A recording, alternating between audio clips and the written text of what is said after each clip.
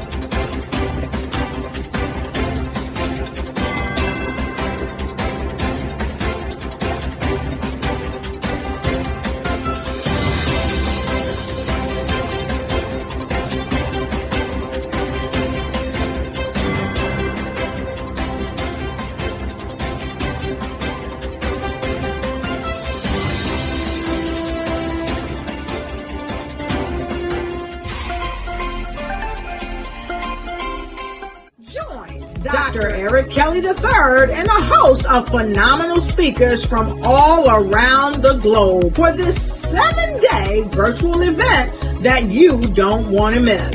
The mission of the Black Business Expo is to raise scholarship money from kids all the way from high school all the way from college. The Black Business Olympics is one of the largest Black business showcases in the world. It is an opportunity for businesses and companies to showcase their businesses globally. We are going to be giving away laptops up to $5,000 away to students.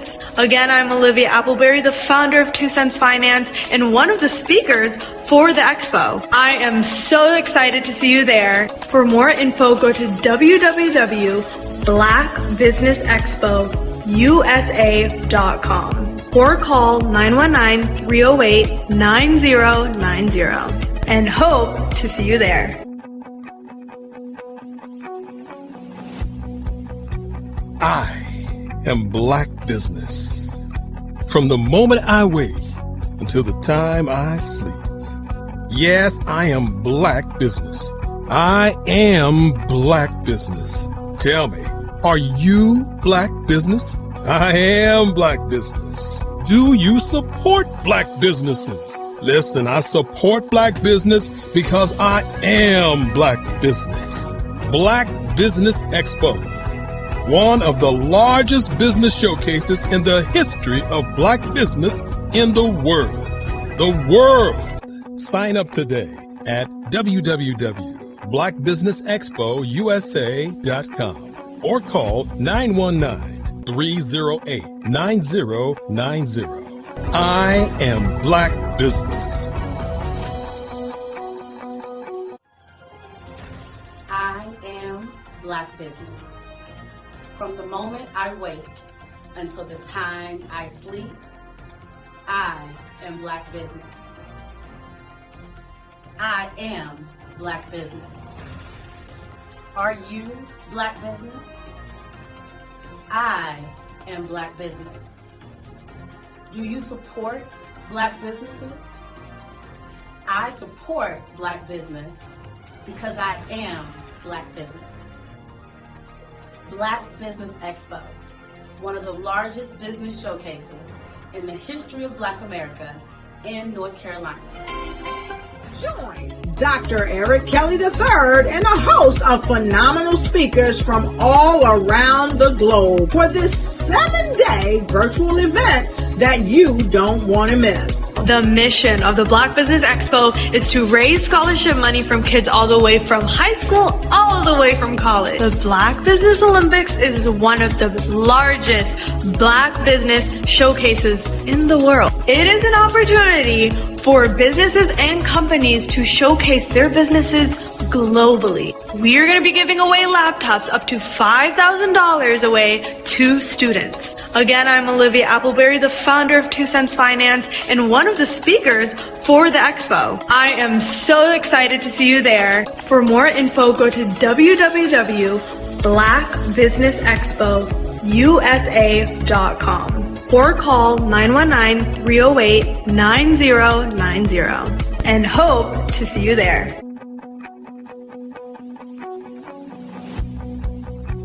I am Black Business. From the moment I wake until the time I sleep. Yes, I am Black Business. I am Black Business. Tell me, are you Black Business? I am Black Business. Do you support Black businesses? Listen, I support Black business because I am Black Business. Black Business Expo, one of the largest business showcases in the history of Black business in the world.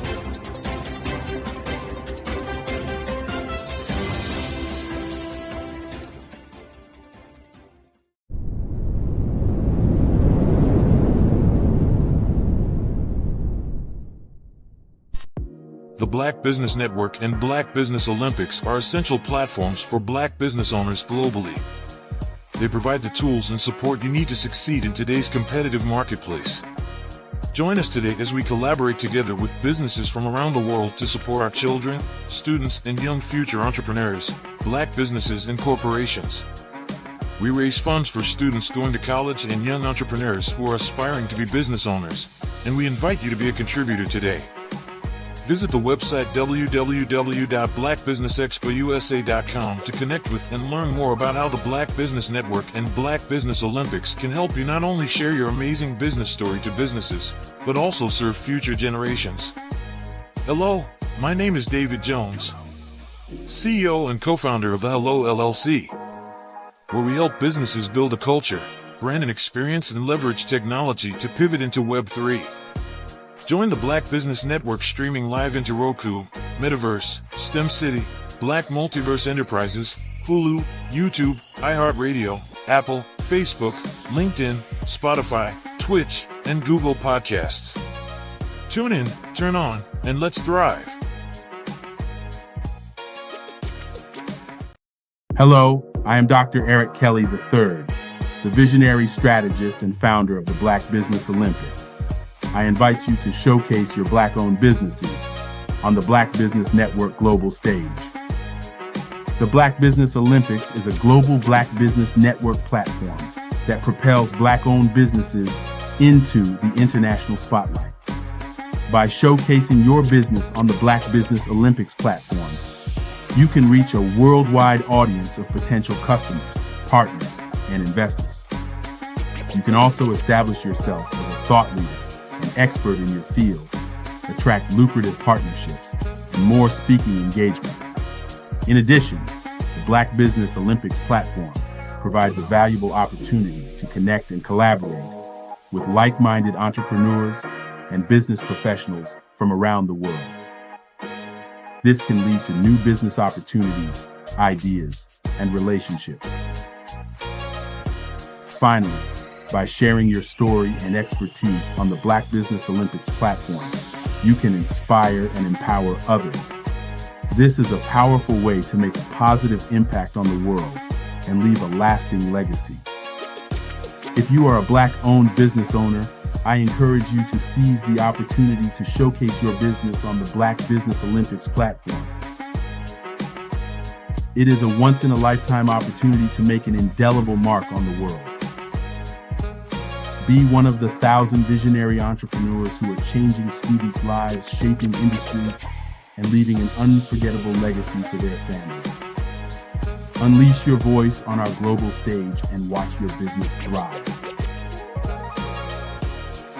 Black Business Olympics is one of the largest Black business showcases in the history of Black business in the world. Yes, the entire world. Just give me a call today at 919-308-9090.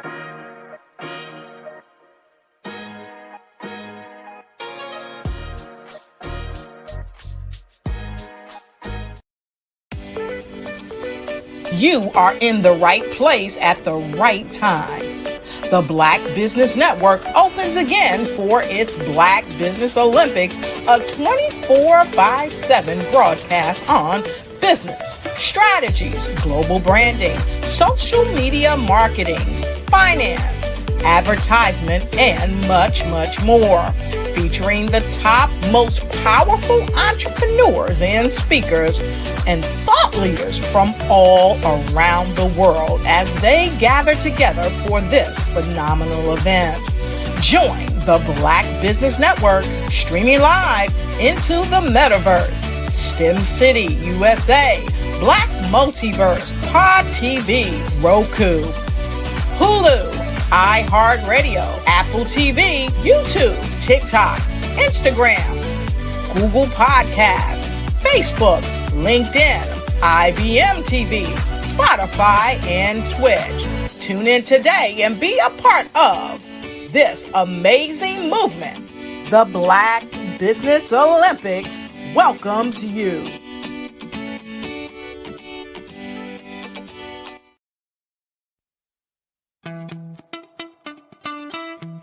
How many times have you been asked to help someone you didn't even know, a student, a business entrepreneur? Or did you ever even ask, where did they end up? That business, that friend, that entrepreneur.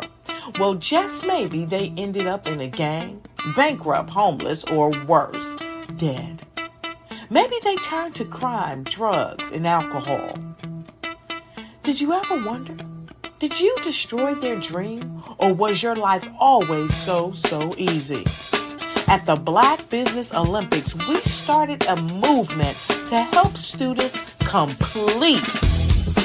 Give them hope and foster success. Help them to leave their dreams of providing laptops, computers, and up to $5,000 in scholarship funds. Today, we ask you to help a student, a business owner, or an entrepreneur to realize their dream by sponsoring them, supporting them, and buying from them. Consider this. With $1.6 trillion in our Black community, we only ask for a small donation for our students, our businesses, and our entrepreneurs. And you can change a life today. So I ask you, what are you going to do? Sit on the sideline and watch our students in high school be leaders, miss out on their dream from lack of resources? Or are you going to donate to the movement and change their future and yours as well? Give us a call today at 919-308-9090. Change their life by investing with action to the Black Business Olympic Fund. The Black Business Olympics, one of the largest business showcases of Black business in the history of the world.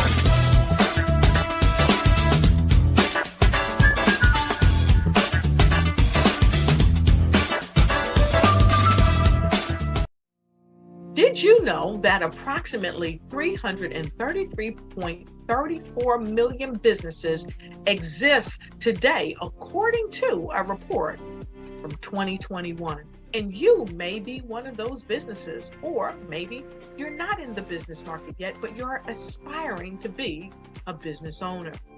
Well, guess what? You're in the right place at the right time. Because let's face it, everything is about timing and opportunity. Hi, my name is Dr. Lotus Richey, and I'm the CEO and founder of the Lotus Richey Coaching and Consulting LLC, along with the Lotus Richey Ignite Show. 15 minutes of success with Dr. Lotus Richey, as well as books to boom your business and bring who you are. And today, I want to bring this amazing message to you about the Black Business Network and the Black Business Olympics. See, the Black Business Network and the Black Business Olympics is designed to help people just like you, that's right, that look like me, to take their business to the next level. Not just in your front yard or your backyard, but globally. The Black Business Network and Black Business Olympics is designed not to just help you survive, but to help you thrive. So join us today as we come together with businesses all around the world to support our students, our children, our young teens, our young entrepreneurs. What we do is we come together to help raise funds for students who are aspiring to be business entrepreneurs, who are aspiring and who are thriving in college. We endow them with a wonderful opportunity to gain scholarship of either a laptop or several thousands of dollars. And we invite you to help be a contributor to this amazing opportunity to help someone that looks just like you. So join us today at our website and let us connect with you and help you ignite and take flight in every area of your life on the Black Business Network and the Black Business Olympics. I'll see you on the other side.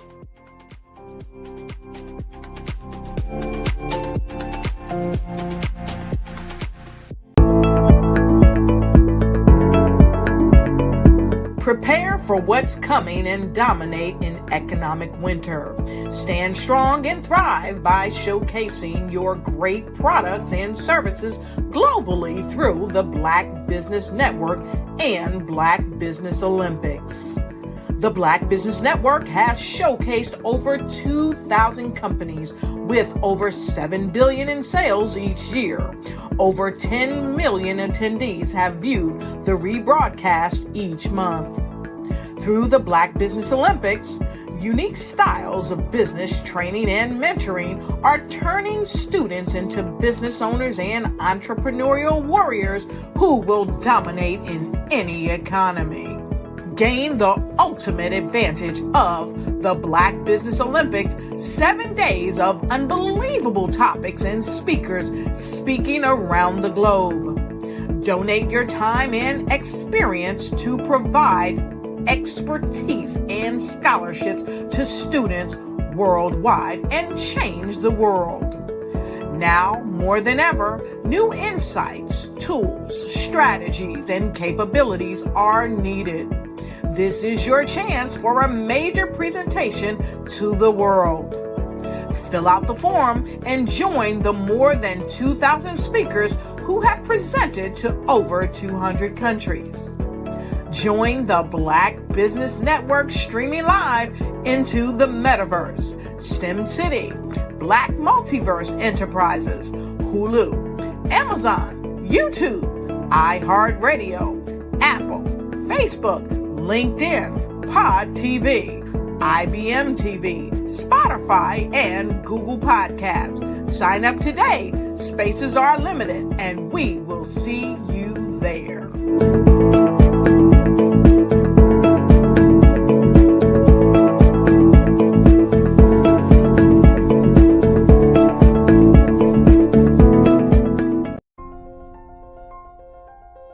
What if you could build your own city?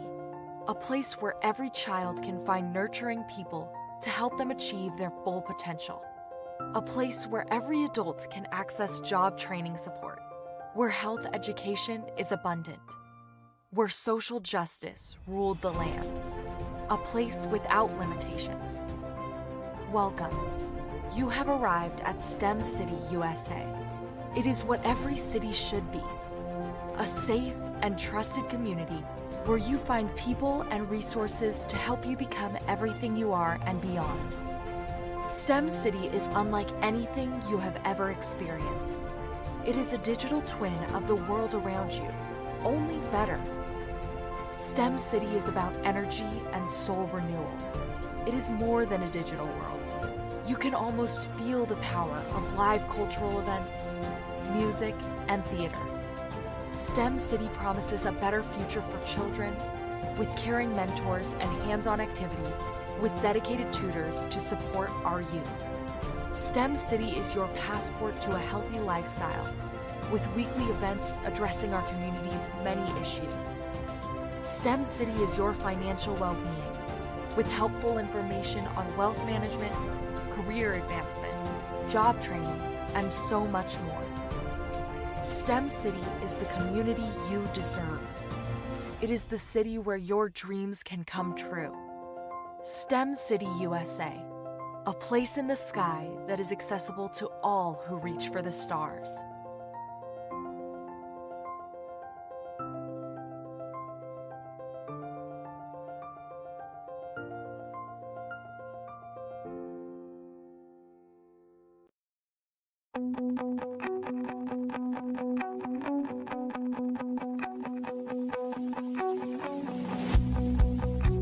I am Black Business.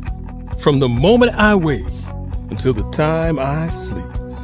Yes, I am Black Business. I am Black Business. Tell me, are you Black Business? I am Black Business. Do you support Black businesses? Listen, I support Black business because I am Black Business.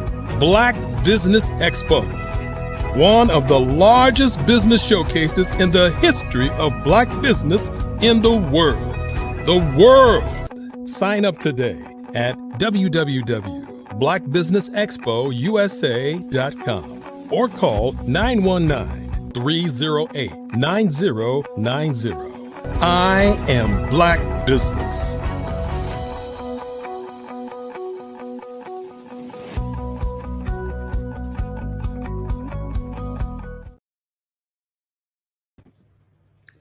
Good evening, business owners, entrepreneurs, thought leaders, and corporations. Welcome to the Black Business Network.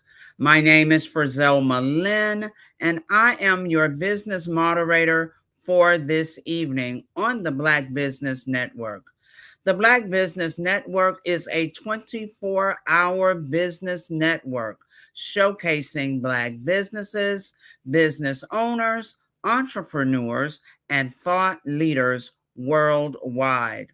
We have speakers from North Carolina, London, Singapore, Africa, Japan, and cities all over the United States.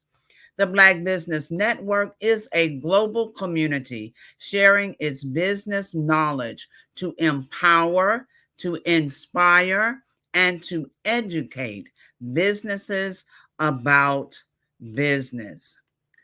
Our next speaker is Mia Ely. She is a lifelong learner currently studying at Regent University and previously attending Virginia Union University, where she earned several academic scholarships and served as the president of the Baptist Student Union. Mia's passion for education, youth, and ministry has led to numerous leadership roles with the Virginia Zoological Society, Richmond Preparatory Christian Academy, and administrative and executive positions with ministry in Maryland, Virginia, and North Carolina. She has mentored through the Big Brother and Big Sister program, tutored at several schools, and served on the board of directors for the Open Doors Learning Center. As a managing partner at Daily Drum Media Group, Media was host and editor of the Truth and Sojourn podcast, addressing social and economic disparities within the African American community.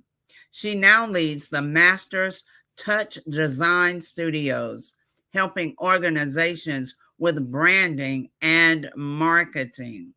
She is a legacy life member of the National Council of Negro Women Incorporated and serves as the president of the National Council of Negro Women, Greenville-Pitt County area section.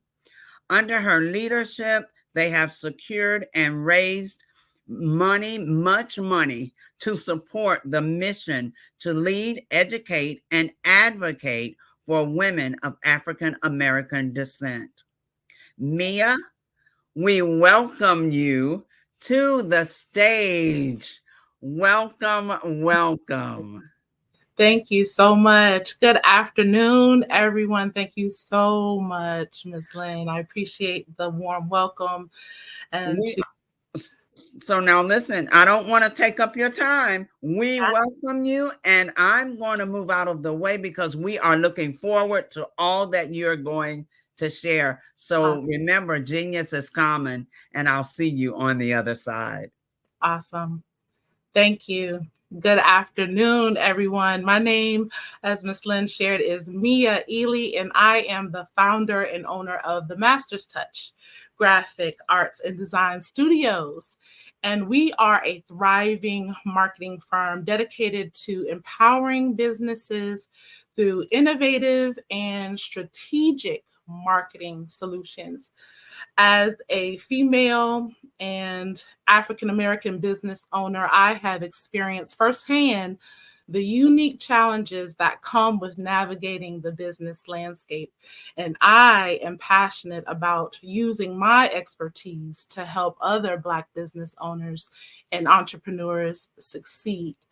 But before I share some nuggets with you all on today, I want to first just pause and applaud the Black Business Olympics and Dr. Eric Kelly and his team for supporting Black business owners and Black entrepreneurs and students who are emerging entrepreneurs for your continued work in diminishing educational and economic disparities within the Black community. To this incredible network and platform, I say to you all, continue to break barriers, continue to create opportunities, and build a future where Black businesses thrive and flourish. I thank you for this opportunity, and I salute you on today. At the Master's Touch Studios, we envision a future where every business, regardless of size or background, has the opportunity to thrive and succeed through innovative, inclusive, and impactful marketing strategies.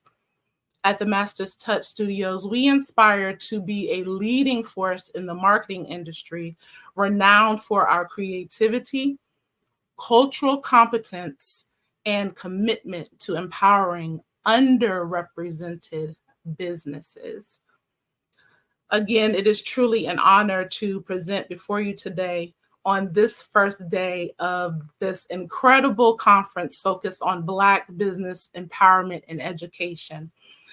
And right now, I want to speak to my fellow business owners and aspiring entrepreneurs, and even those of us who are not in business or we're not business owners. I hope and pray that we can grab something and take something away as I share today from the perspective of igniting your potential, pathways to business excellence and innovation.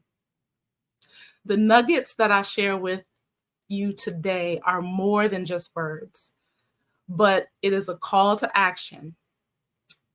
And I hope that you'll grab something today because it's an invitation to each of us as business owners and as a Black community to look within, recognize our inherent potential, and take bold steps towards creating a future marked by excellence and improvement as Black business owners.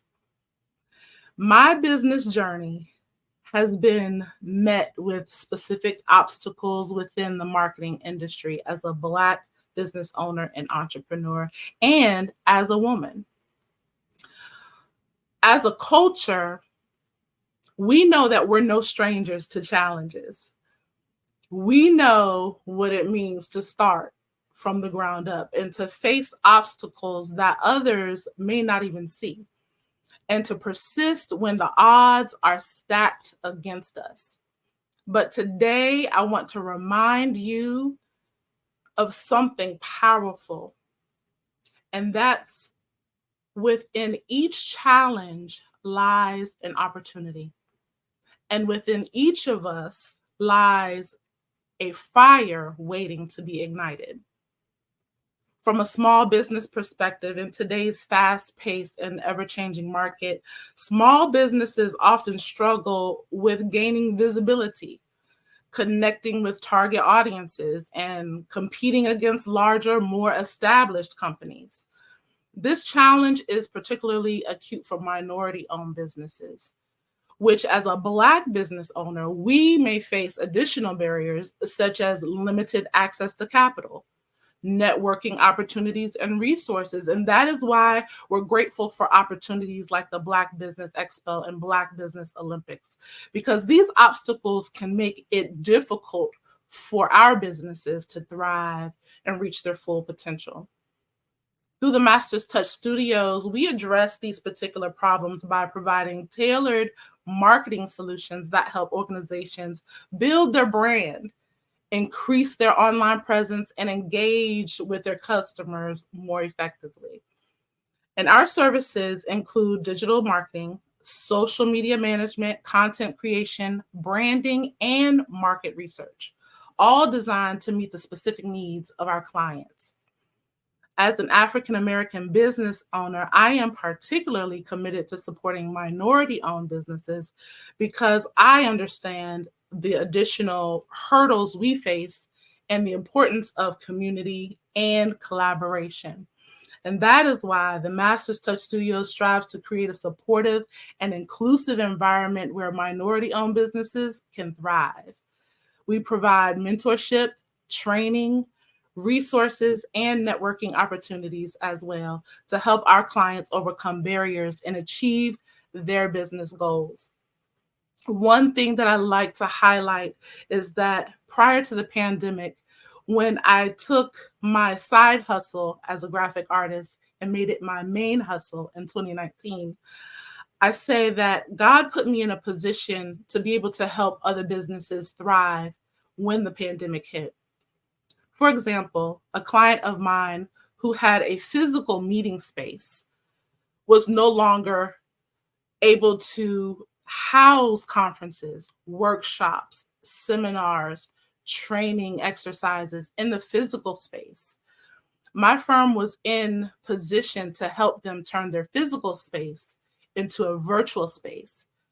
And as a domino effect, because I was in position to help them thrive, they were in position to help other businesses keep their doors open and not have to lay off employees.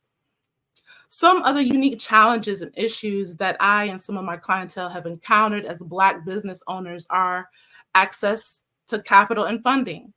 Many Black business owners face difficulties in securing loans and investment funding, which can limit the ability to grow and expand their firms. Representation and visibility. There has been a lack of representation in mainstream marketing channels. We've gotten a little better over the past couple of years, but there's still room to grow. And this is making it harder for Black-owned firms, such as myself, to gain visibility and recognition in a competitive market. And I just want to pause and say to all of my content creators, there is definitely a need for more representation of Blacks in different social settings, especially when we're talking about creating commercials and still graphics for marketing campaigns.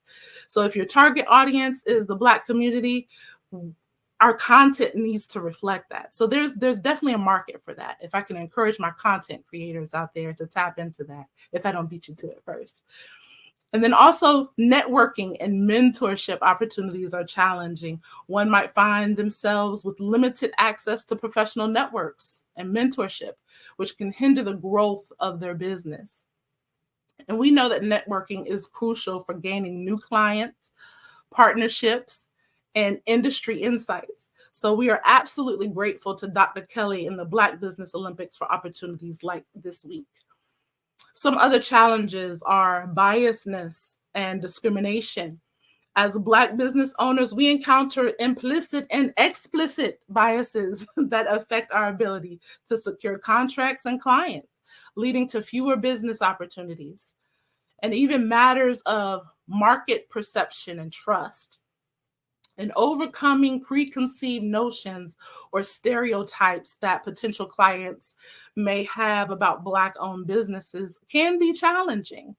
So, for a Black business owner, establishing trust with other race groups and credibility in our industries requires extra effort.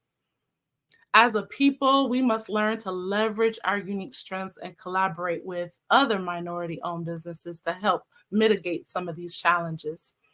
And our mission at the Master's Touch is not only to create captivating marketing campaigns, but to empower businesses, especially minority-owned businesses, with the tools and strategies they need to succeed in their industry and in today's competitive market.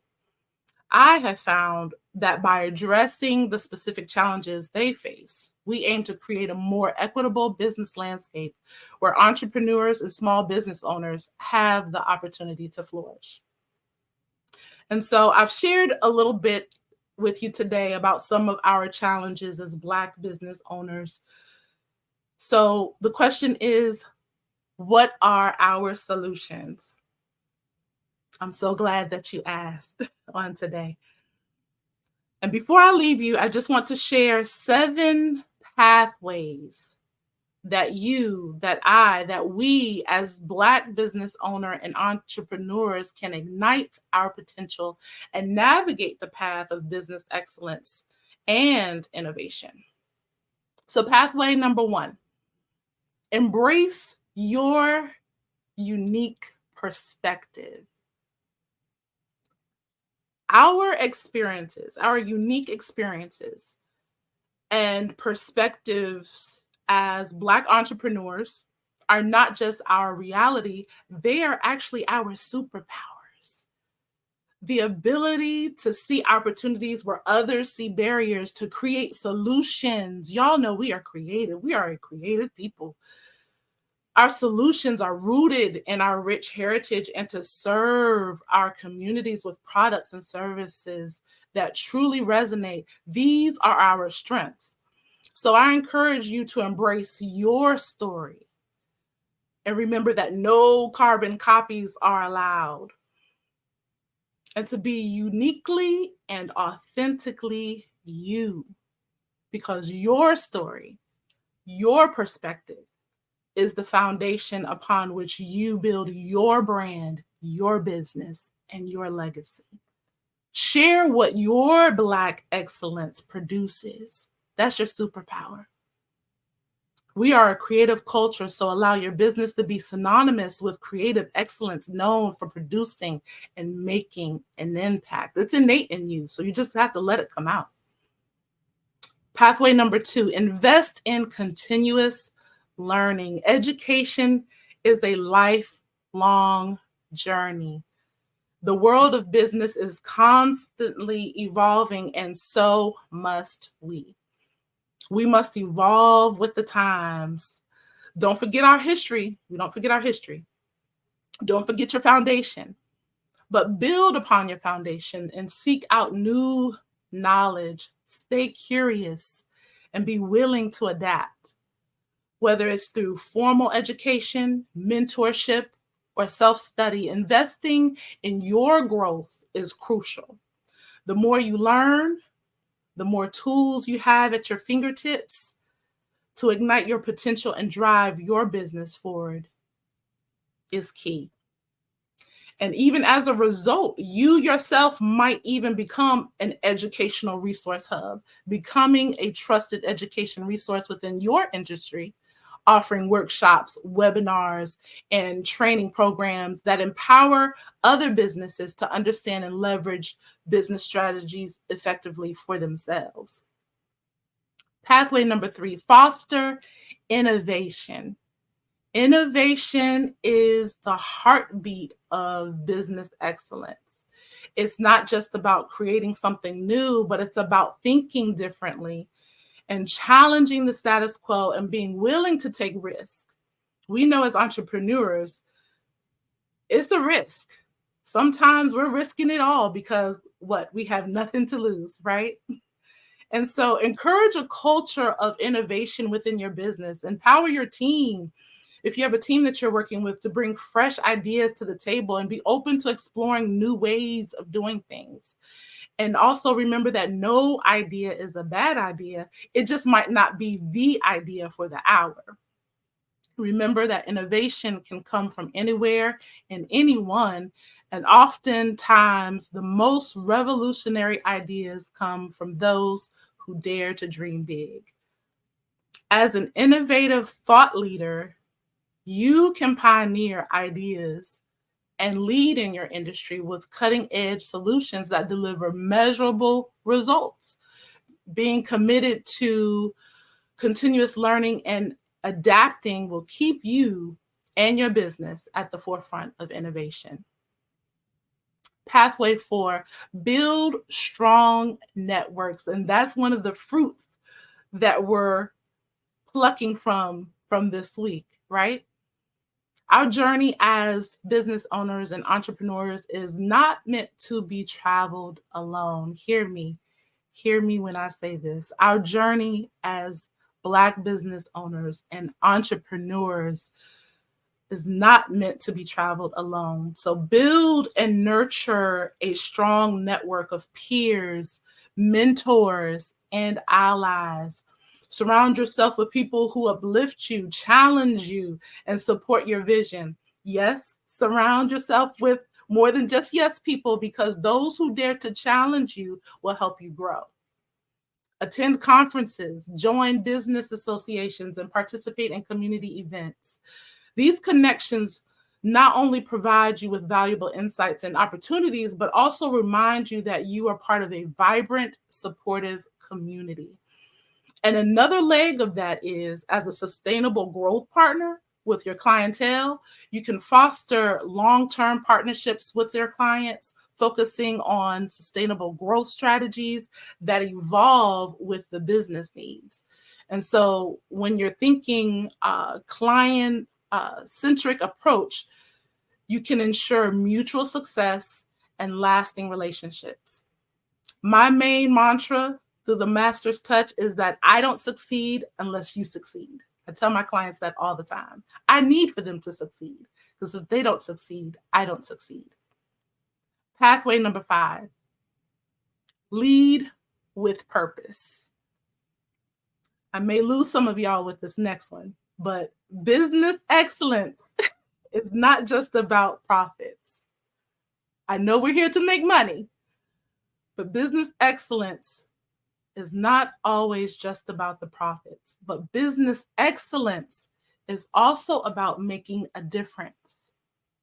Lead with purpose in your industry and let your values guide your decisions. When your business stands for something meaningful, it resonates more deeply with your customers, with your employees, and your community. It creates a legacy that goes beyond financial success and leaves a lasting impact. And when you lead with purpose as a Black business owner, this also means that we are social responsibility leaders. We lead by example in social responsibility, actively participating in and supporting initiatives that promote social justice, economic equity, and community development. Our business practices should reflect our commitment to making a positive impact when we lead with purpose. So be a champion for diversity and inclusion. Aim to set the standard for diversity and inclusion in your industry by creating campaigns that authentically represent and celebrate diverse voices. That is one of our main foci within the Master's Touch, that our firm will be a model for how inclusivity can drive creativity and business success. And serving as a community advocate. Advocate for those minority-owned businesses. Advocate for those small Black-owned businesses, providing them with the tools, resources, and support needed to compete effectively in the market. That's our goal. Pathway number 6, and I'm almost done. Be gritty and persevere. This is something I learned at Regent University. We talk about grit at my school. Have some grit. And the Merriam-Webster Dictionary defines grit in this context as firmness of mind or spirit, unyielding courage in the face of hardship or danger. Remember that grit, your determination, your fortitude, and perseverance are key as a business owner. There will be times when the road gets tough, when setbacks and failures seem overwhelming, and life, as the young people say, life be lifing. But it is in these moments that our true potential is tested. You don't know how strong you are until you're in the race. So I encourage you, keep pushing forward, learn from your experiences, and never lose sight of your vision. Your perseverance will light the way for others to follow. And lastly, pathway number 7, be resilient. When we are faced with unique challenges and obstacles on our journey to success, it's important for us to draw strength from our heritage and our community. May I remind you again of the incredible strength and resilience that runs deep through our veins. Resilience is not just about bouncing back from setbacks. It's about rising up stronger, wiser, and more determined than ever before. It's about turning obstacles into opportunities and turning challenges into stepping stones. A wise pastor and theologian by the name of Reverend Dr. Stephen Green Howard once told me that failure ought to be a teaching moment. And that number 1 is going to teach you how to do things differently next time, or 2 is going to teach you never to do it again. And then he went on to say that failure can be stepping stones or stumbling blocks, but we should be determined as a people to evaluate our shortcomings and use them as stepping stones. Consider the stories of our ancestors who built communities, businesses, and legacies despite unimaginable hardships. Remember that their spirit lives on in each of us, that we are the embodiment of our ancestors' dreams and their aspirations. So when the path gets tough, when life be lifing, remember why you started your business. Remember that your vision, your passion, your purpose are more powerful than any hurdle. Surround yourself with a supportive network, because we can do great things when we come together, because we're stronger together. Keep learning and adapt to change. Embrace every challenge as a lesson and every success as a milestone. Celebrate the successes. Celebrate the small successes. Sometimes we may need to slow down, reassess, reposition ourselves, but the key is that we don't stop and that we don't give up. Keep pushing forward. Believe in your dreams. Trust in your abilities and never give up, because your resilience is your greatest asset. And remember that your resilience not only paves the way for your success, but also inspires others in your community, because you are trailblazers, role models, and change makers. In conclusion, as we gather here this week, a week of empowerment and education and networking, let us commit to igniting our potential, striving for that excellence, and embracing innovation.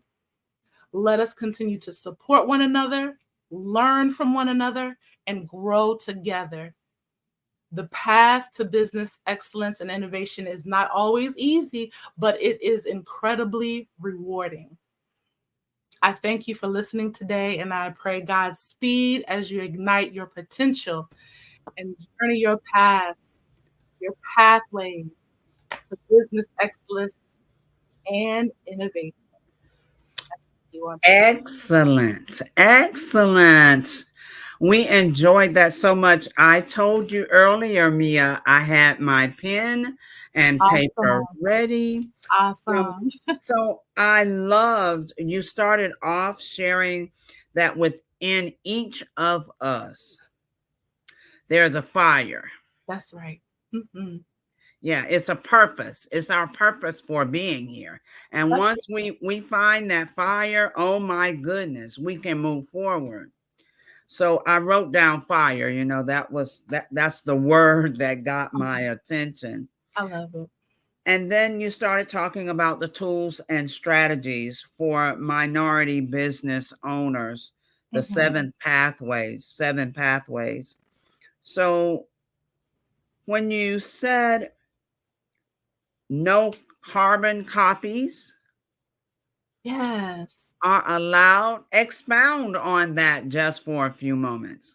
Yes, ma'am. Absolutely. Thank you for that. For that inquiry. No carbon copies, because what would the world do without parenting 911? What would the world do without the Metas? What would the world do without the Kellogg's, without the Nikes?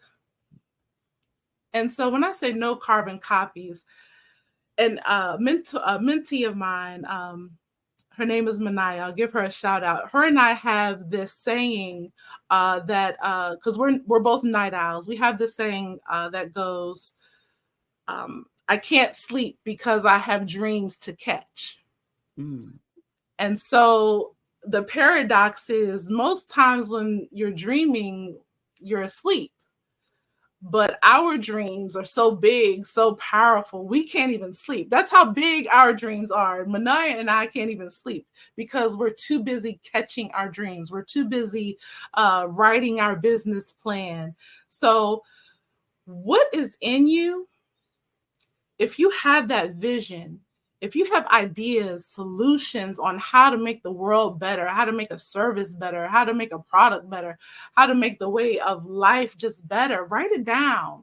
You may not even have all of the pieces to the puzzle today, but write it down, because 2 weeks, 2 months, 2 years from now, you'll be able to go back and say, hey, I remember when I had this idea imparted in me. Let me start to water that seed. Start to water that seed. Oh, I love it. I No love carbon it. copies. Be authentically you. Yes. That's what makes the world go round. That's what makes the world colorful. I love color. I used to say, my mother used to put me in the color pink when I was younger. Didn't really like it then. I love pink now. And, you'll often see me roundabout town in a colorful top or a colorful dress, because color makes the world bright. Mm-hmm. Be that light. No carbon copies. Be yourself. Be authentically you. Excellent. Be who God created you to be. Mm. I love it. Thank you so very much for all of your information. Now, the Black Business Expo's mission is to raise funds for high school seniors going to college or K through 12 entrepreneurs. This expo is a fundraiser for students. You may go to www.blackbusinessexpousa.com to donate to the scholarship fund, or use the Cash App that's on the screen below, $BBX USA. Our goal is to give laptops up to $5,000 to 10 students. Students can register online at www.blackbusinessexpousa.com. Every dollar counts, so we want to remind you to donate to the scholarship fund.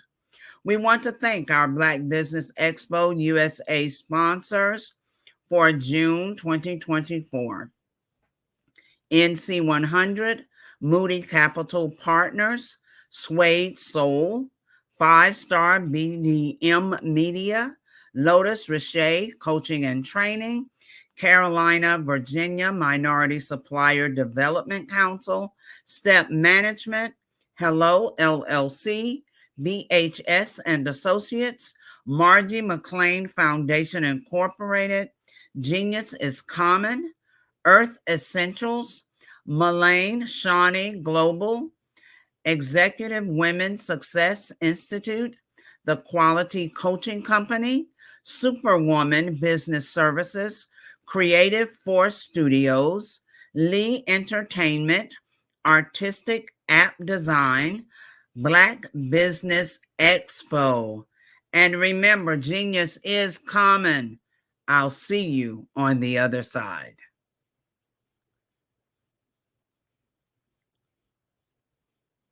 I am from Washington, D.C., but I was raised in Durham, North Carolina. I came to Durham when I was about 5 or 6, and then I traveled back and forth to D.C. because it's where my people are from. One of the unique things about my family is my mother, she's also an artist. She does quilting, and she does a lot of artistic things. And then my son, he draws with both hands, his right hand and his left hand, like I do. So that's kind of a family trait. And then my other son, he's a videographer, and my daughter, she works, she's a regional vice president for Sunglasses. When you start out drawing and sketching, you want to continue to explore, you know, each avenue. I do pastels, I do pen and ink, I do painting, I do acrylics. I haven't done oils yet, but I try to do all facets of art. What I say to a lot of times to people is, you know, you can't put yourself in a box when you're an artist. You have to explore. And over the course of my life, I've tried to explore different mediums. I also do sculpture as well. I choose my subjects by the intensity that they have in their faces, or the intensity that somebody is moving, because I do more than portrait drawings. I also do I do abstract, and then I do figurative drawing also. Well, what happened in this particular show is that I started out trying to come up with something that would be a little bit different than what everybody else is doing. So I was working on a Barack Obama show, and they wanted me to do some paintings of Barack. And so what I did was, because of the deadlines, I kind of did it kind of fast. And then I realized when I was doing it fast, I enjoyed it. And so then I started doing other pieces the same way, and I started to enjoy those pieces also. And so I came up with this particular style. And it's a style of lines and colors. And what's interesting is that when I was in college, I did a show called Lines, Colors, and I talked about the boldness of the blacks, the hotness of the whites, and this is how this has come about, you know, later on in my life. And the colors comes from a lot of the entertainers that I work with, where they wear different colors. They don't wear, you know, your plain reds or your whites. They wear different colors, and so that's also another piece of what's giving me the colors. The subtitle of this show is Faces That Speak Life. That's real critical. Faces that speak life. Each one of these pieces is a life source and a life energy that's being put on display for people that are looking at them. You know, I always say in terms of my art, it's not important that I draw them. It's important what you get out of what I draw. You know, I don't try to just draw it because you like it. People wanted me to do prints. I didn't do prints.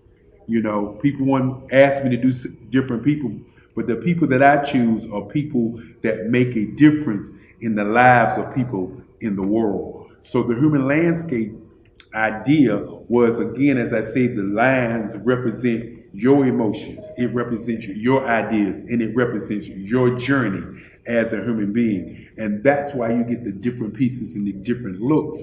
And as you notice, I try not to do one look that looks alike another look. And that's what's the most important part of this show. The Black Business Expo is changing my life. This year, they are giving away laptops and even $5,000 in cash to students just like me. I'm Alexis, and I want to go to college to fulfill my dream of becoming an entrepreneur. Help the Black Business Expo going to www.blackbusinessexpousa.com and also becoming a vendor, a sponsor, or donating.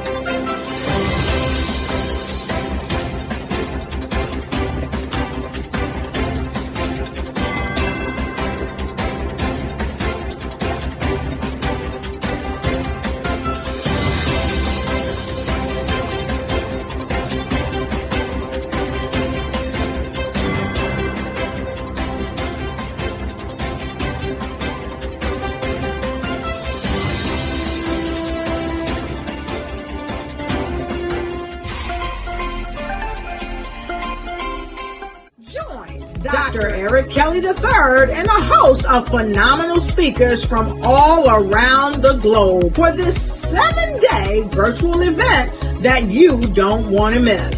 The mission of the Black Business Expo is to raise scholarship money from kids all the way from high school all the way from college. The Black Business Olympics is one of the largest Black business showcases in the world. It is an opportunity for businesses and companies to showcase their businesses globally. We are going to be giving away laptops up to $5,000 away to students. Again, I'm Olivia Appleberry, the founder of 2 Cents Finance and one of the speakers for the expo. I am so excited to see you there. For more info, go to www.blackbusinessexpousa.com or call 919-308-9090 and hope to see you there. I am Black Business. From the moment I wake until the time I sleep. Yes, I am Black Business. I am Black Business. Tell me, are you Black Business? I am Black Business. Do you support Black businesses? Listen, I support Black business because I am Black Business. Black Business Expo, one of the largest business showcases in the history of Black business in the world. The world! Sign up today at www.blackbusinessexpousa.com or call 919-308-9090. I am Black Business. I am Black Business. From the moment I wake until the time I sleep, I am Black Business. I am Black Business. Are you Black Business? I am Black Business. Do you support Black businesses? I support Black business because I am Black business. Black Business Expo, one of the largest business showcases in the history of Black America in North Carolina.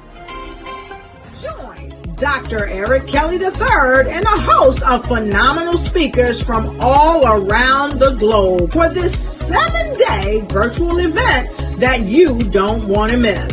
The mission of the Black Business Expo is to raise scholarship money from kids all the way from high school all the way from college. The Black Business Olympics is one of the largest Black business showcases in the world. It is an opportunity for businesses and companies to showcase their businesses globally. We are going to be giving away laptops up to $5,000 away to students. Again, I'm Olivia Appleberry, the founder of 2 Cents Finance and one of the speakers for the expo. I am so excited to see you there. For more info, go to www.blackbusinessexpousa.com or call 919-308-9090 and hope to see you there. I am Black Business. From the moment I wake until the time I sleep. Yes, I am Black Business. I am Black Business. Tell me, are you Black Business? I am Black Business. Do you support Black businesses? Listen, I support Black business because I am Black Business. Black Business Expo, one of the largest business showcases in the history of Black business in the world.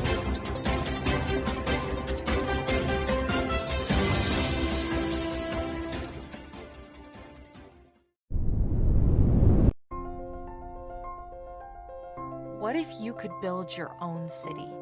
A place where every child can find nurturing people to help them achieve their full potential. A place where every adult can access job training support, where health education is abundant, where social justice ruled the land. A place without limitations. Welcome. You have arrived at STEM City USA. It is what every city should be. A safe and trusted community where you find people and resources to help you become everything you are and beyond. STEM City is unlike anything you have ever experienced. It is a digital twin of the world around you, only better. STEM City is about energy and soul renewal. It is more than a digital world. You can almost feel the power of live cultural events, music, and theater. STEM City promises a better future for children with caring mentors and hands-on activities with dedicated tutors to support our youth. STEM City is your passport to a healthy lifestyle with weekly events addressing our community's many issues. STEM City is your financial well-being with helpful information on wealth management, career advancement, job training, and so much more. STEM City is the community you deserve. It is the city where your dreams can come true. STEM City USA, a place in the sky that is accessible to all who reach for the stars.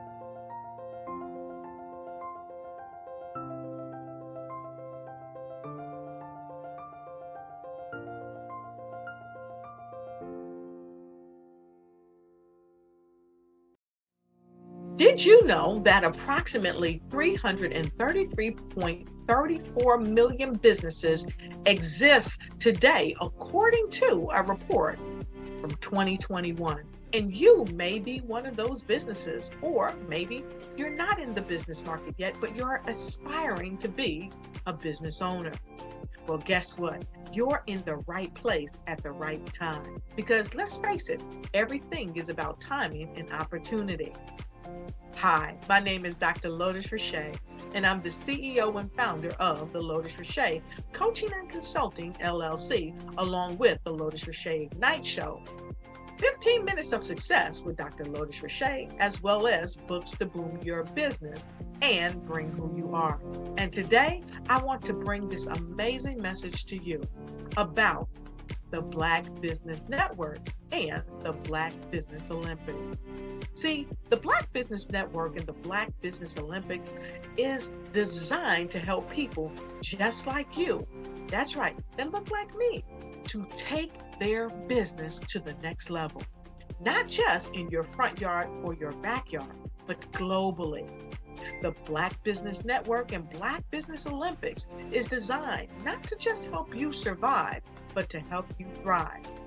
So join us today as we come together with businesses all around the world to support our students, our children, our young teens, our young entrepreneurs. What we do is we come together to help raise funds for students, who are aspiring to be business entrepreneurs, who are aspiring and who are thriving in college. We endow them with a wonderful opportunity to gain scholarship of either a laptop or several thousands of dollars. And we invite you to help be a contributor to this amazing opportunity to help someone that looks just like you. So join us today at our website and let us connect with you and help you ignite and take flight in every area of your life on the Black Business Network and the Black Business Olympics. I'll see you on the other side. The Black Business Expo's mission is to raise funds for high school seniors going to college or K through 12 entrepreneurs. This expo is a fundraiser for students. Please, you may go to www.blackbusinessexpousa.com to donate to the scholarship fund or use the Cash App at $BBXUSA. Our goal is to give laptops and up to $5,000 to 10 students. Students can register online at www.blackbusinessexpousa.com. Every dollar counts. Please donate to the Black Business Expo USA Scholarship Fund.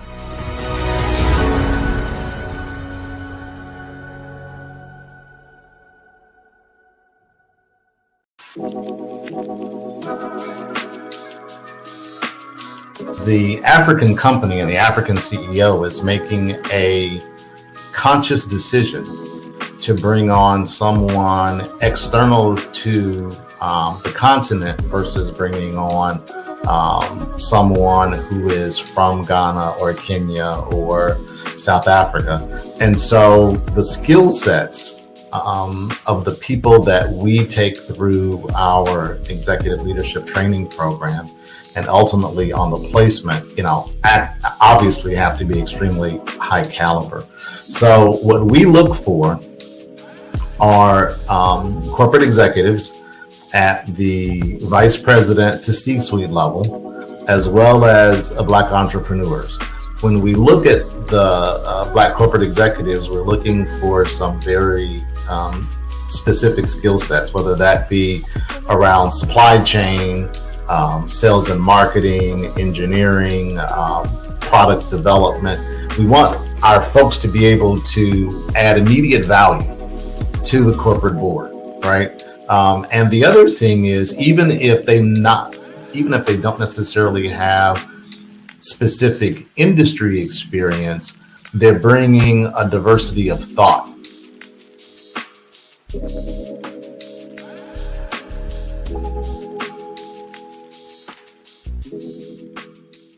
Are you a forward-thinking entrepreneur or business owner?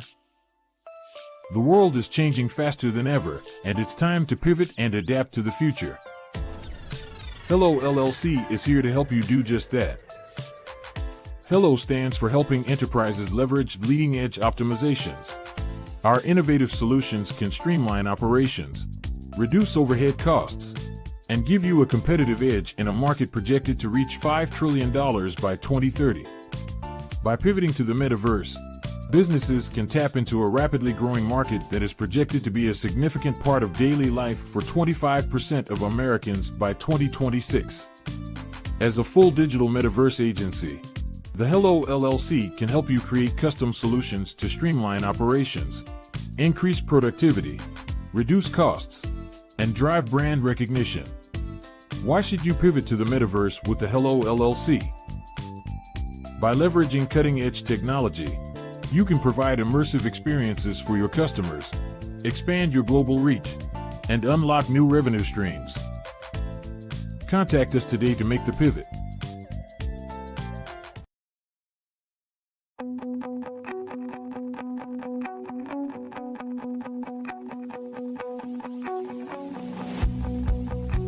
I am Black Business. From the moment I wake until the time I sleep. Yes, I am Black Business. I am Black Business. Tell me, are you Black Business? I am Black Business. Do you support Black businesses? Listen, I support Black business because I am Black business. Black Business Expo, one of the largest business showcases in the history of Black business in the world. The world! Sign up today at www.blackbusinessexpousa.com or call 919-308-9090. I am Black business.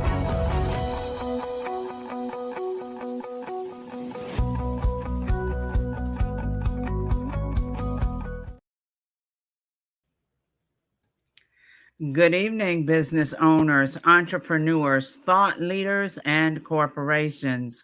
Welcome to the Black Business Network. My name is Frizelma Lynn, and I am your business moderator for this evening on the Black Business Network.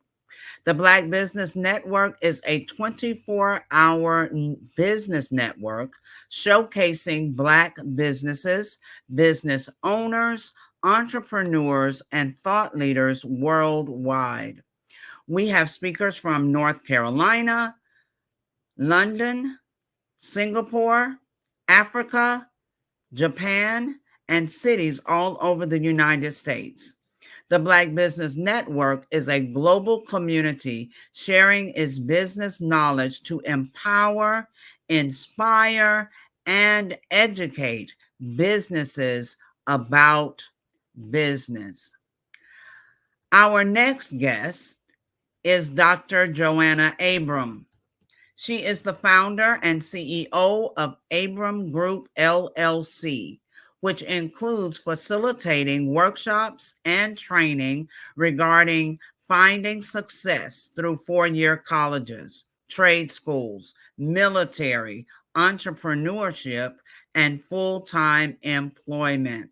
She also supervises 13 military instructors who have trained more than 700,000 active duty members, National Guardsmen, and reservists in personal finance management at Fort Moore, formerly known as Fort Benning, which led her to be recognized for 25 years of service at the 2015 Mike Epps Real Deal Tour in Montgomery, Alabama.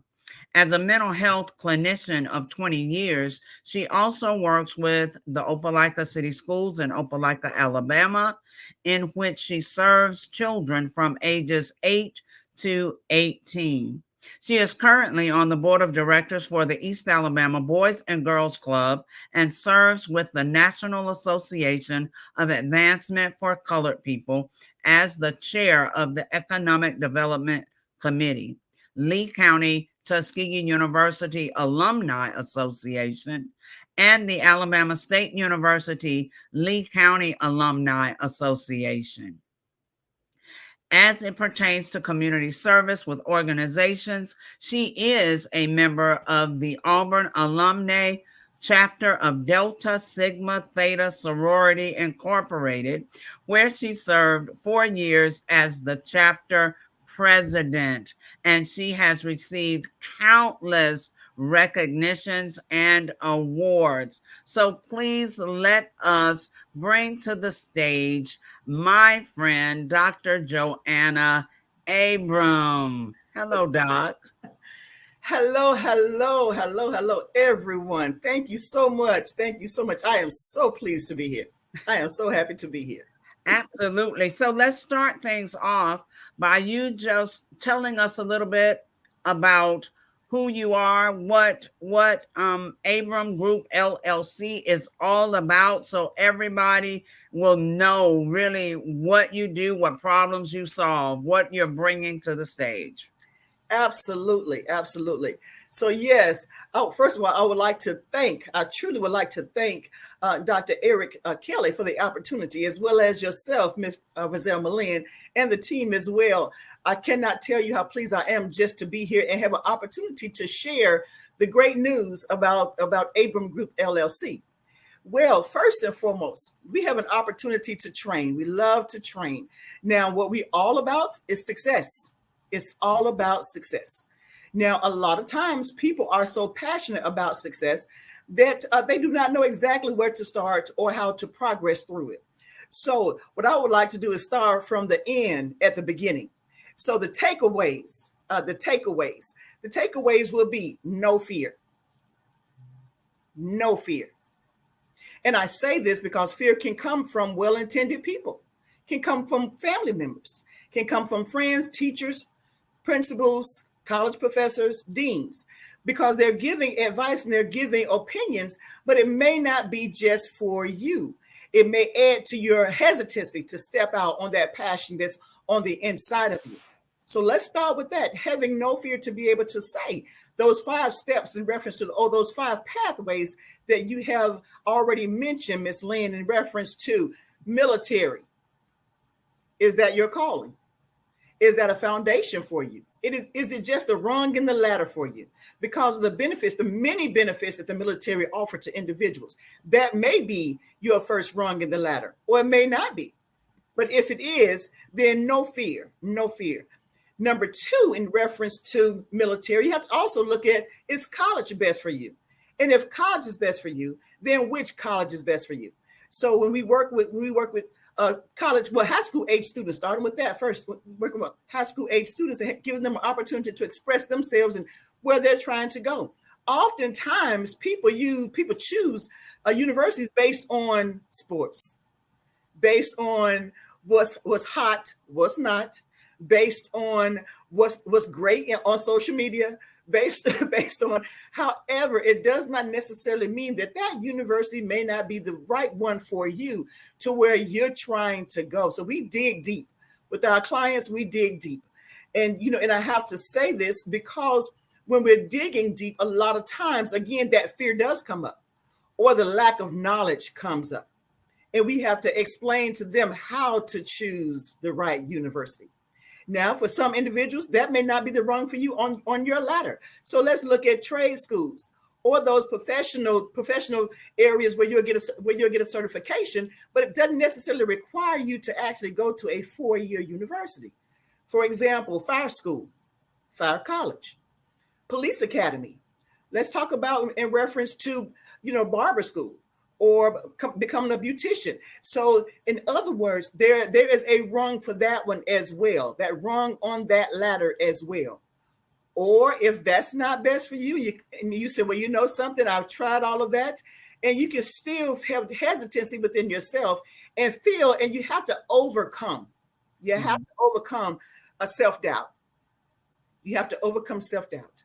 Another rung on that ladder may be full-time employment. It may be full-time employment. And so therefore, because there's so much we have to learn. Now, I say this because there are some things that you just have to jump out there and start doing to see if it's going to work for you. But again, no fear. It goes back to no fear, no hesitancy whatsoever. It's okay. Jump out and see what happens. I oftentimes tell people you can drive backwards and still be going forward. So if you have to take a step back and say, hey, I tried this didn't work, it's okay. Just take a step back, put that car in reverse, just as you do coming out of your driveway, put that car in reverse, and then go forward while you're driving in reverse. Again, no fear. This is about you actually achieving that success level that you desire. And then that final, because it's only 5 steps. People oftentimes get very confused when they're talking about success as if it is some great mystery. There is no mystery to success. It's only 5 pathways. And the last one, of course, is entrepreneurship. And that's what everyone have been talking about, in reference to, especially, that's why I love Black Business Network, talking about entrepreneurship. What does that mean? Exactly, what does that mean? Now, we take it a step further because we do dig a little deeper in all of these 5 pathways. We dig a little deeper. Okay, so when you say entrepreneurship, do you really know what that means? Do you really understand taxes, accounting? Do you understand marketing? Do you understand social media? What about what's going on right now using technology? So where are you right now in all of this regarding these 5 pathways? It's only 5. No fear. No fear. So what do we do? We have to look at We have to look at the 3 groups of people that we should have in our lives. Those 3 groups of people, your colleagues, those right there on your level or your partners right there trying to do the same thing that you're trying to do, maybe in a different industry, but working on the same thing. But then you have those mentors. Those mentors are the ones who are guiding you, who are giving you wisdom and insight and making suggestions and having the opportunity just to say, try this. I understand you tried that, but try this. But then that 3rd group of people, that's your sponsors. Sponsors are individuals who speak up for you when you're not in the room. When you are not there, they throw your name in the hat. They say, have you seen, have you considered this person? Are you aware of this person? Are you aware of the skills that they bring to the table? So these 3 groups of people will help motivate you, help push you forward. Now, why did I get involved in all of this? How did that come about? In reference to the overall, how did this start? Simple.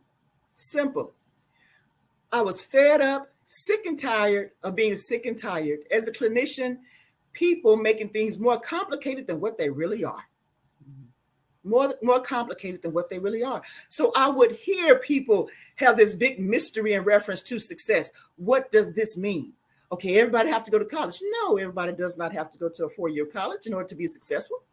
And see, that's where our millennials come into play, and they're saying, no, because they're looking at the Beyoncés and the Jay-Z's, and they're looking at the Kendrick Lamars, they're looking at the Drake, they're looking at all these people who are making money without degrees. So they have this in front of their eyes. So the more adults or individuals may say, you got to get that 4-year degree, they're like, hey, well, wait a minute, timeout, flag on the plate. Or you may say, you know something, for those individuals, whereas you may say, well, you know something, I don't quite understand. Right now, I am graduated from high school and I don't know what to do. I don't know where to go. I know I need to do something.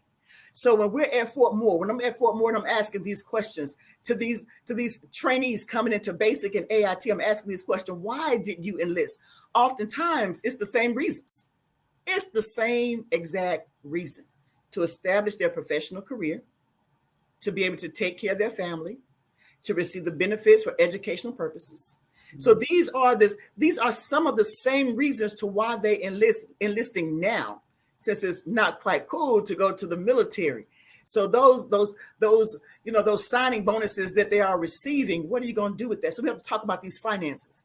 Now, in reference to all of this, in the school system, at Fort Moore, out in the community, at the church that I attend, doing these workshops and trainings, helping the youth. But I also have to say, yes, it sounds like it's just for the youth, but it's also for the adults. Because as adults, we were taught, my generation, we were taught, complete high school, go to college and get that job. Get that one job that you're going to stay on for 25, 30 years and get that good retirement package. You're going to get that good. That's what we were taught back then. Okay. I would say in the 80s, no shame there, but that's what we were taught back then. And I say that's not quite how it works now. So therefore, as adults, we deal with fear, hesitancy, reluctancy, not quite knowing, realizing, okay, I was told this, but that's not working. So I talk to the adults quite a bit about putting that car in reverse and driving forward. What's in your heart now? What's your plan now?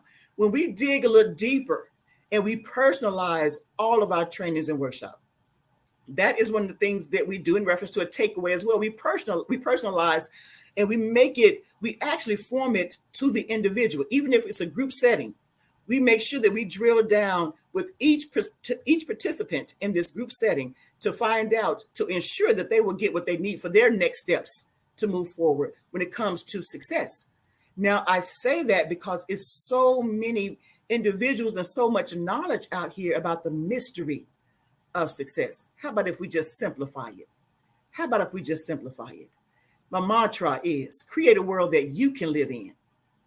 Create a world that you can live in. See, so many people are creating worlds that they do not want to live in. And then once that world is formed, then they ask themselves, what happened? Well, how about if we create the world on paper through that plan? How about we do that?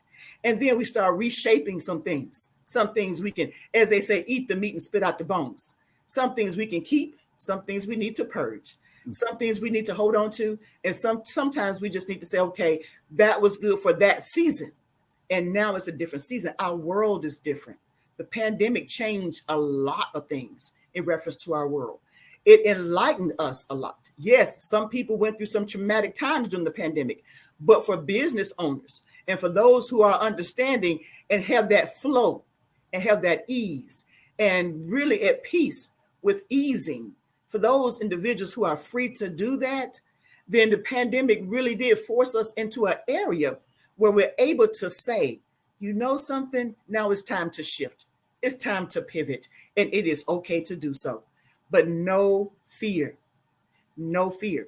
So how did, and I have to say this because oftentimes people ask the question, the website is Mind Money Connection, Mind Money Connection. As I said, I'm a psychologist. Yes, success is all about, establishing yourself to where you want to be. It's going to take some money. Let's just be real with it. It's going to take some money, being very, very transparent, but also it's going to take you to re-examine yourself to where your thought processes are. That's where the mind comes in at. Why do you think the way you think? Are you your biggest hindrance? Because we have to address that when we're trying to move forward, because that fear can paralyze us. So we have to get past that mindset. We have to get past those things that happened, or those seeds that took root years ago that we're trying to uproot and let go because we see now it's not working. It's not working. And we have to be okay with that. We have to be okay with that. Excellent. Oh my goodness. Well, I took a page of notes just from that summary right there, but I do have some questions. So how long has Abram Group LLC been serving Georgia and Alabama? And then also, are those the only two states that you're serving? Well, we have been functioning since 2000. And it came about because I was receiving so many questions in reference to, they would hear me speak at a workshop because perhaps a school system would bring me in, or a church or a nonprofit would bring me in, or a business would bring me in to talk about success. And so what took place from that, I said, okay, let's start doing more workshops. So again, I brought together with my partners, as I said, like-minded people. We started brainstorming, and we started drilling down. So over the course of these 24 years, that's how these 5 pathways evolved. The more research we did, we kept coming up with the pattern of those 5. It does not matter which industry. It does not matter where you're trying to go. It's only 5 steps. It's only 5 pathways to get there to whatever you're trying to do. And so because of that, we had an opportunity just to sit down and say, we saw a trend, and the trend was the 5 pathways. So in doing research, it evolved into the 5 pathways. Initially, it began with just higher education on the college campus. That's how it started initially.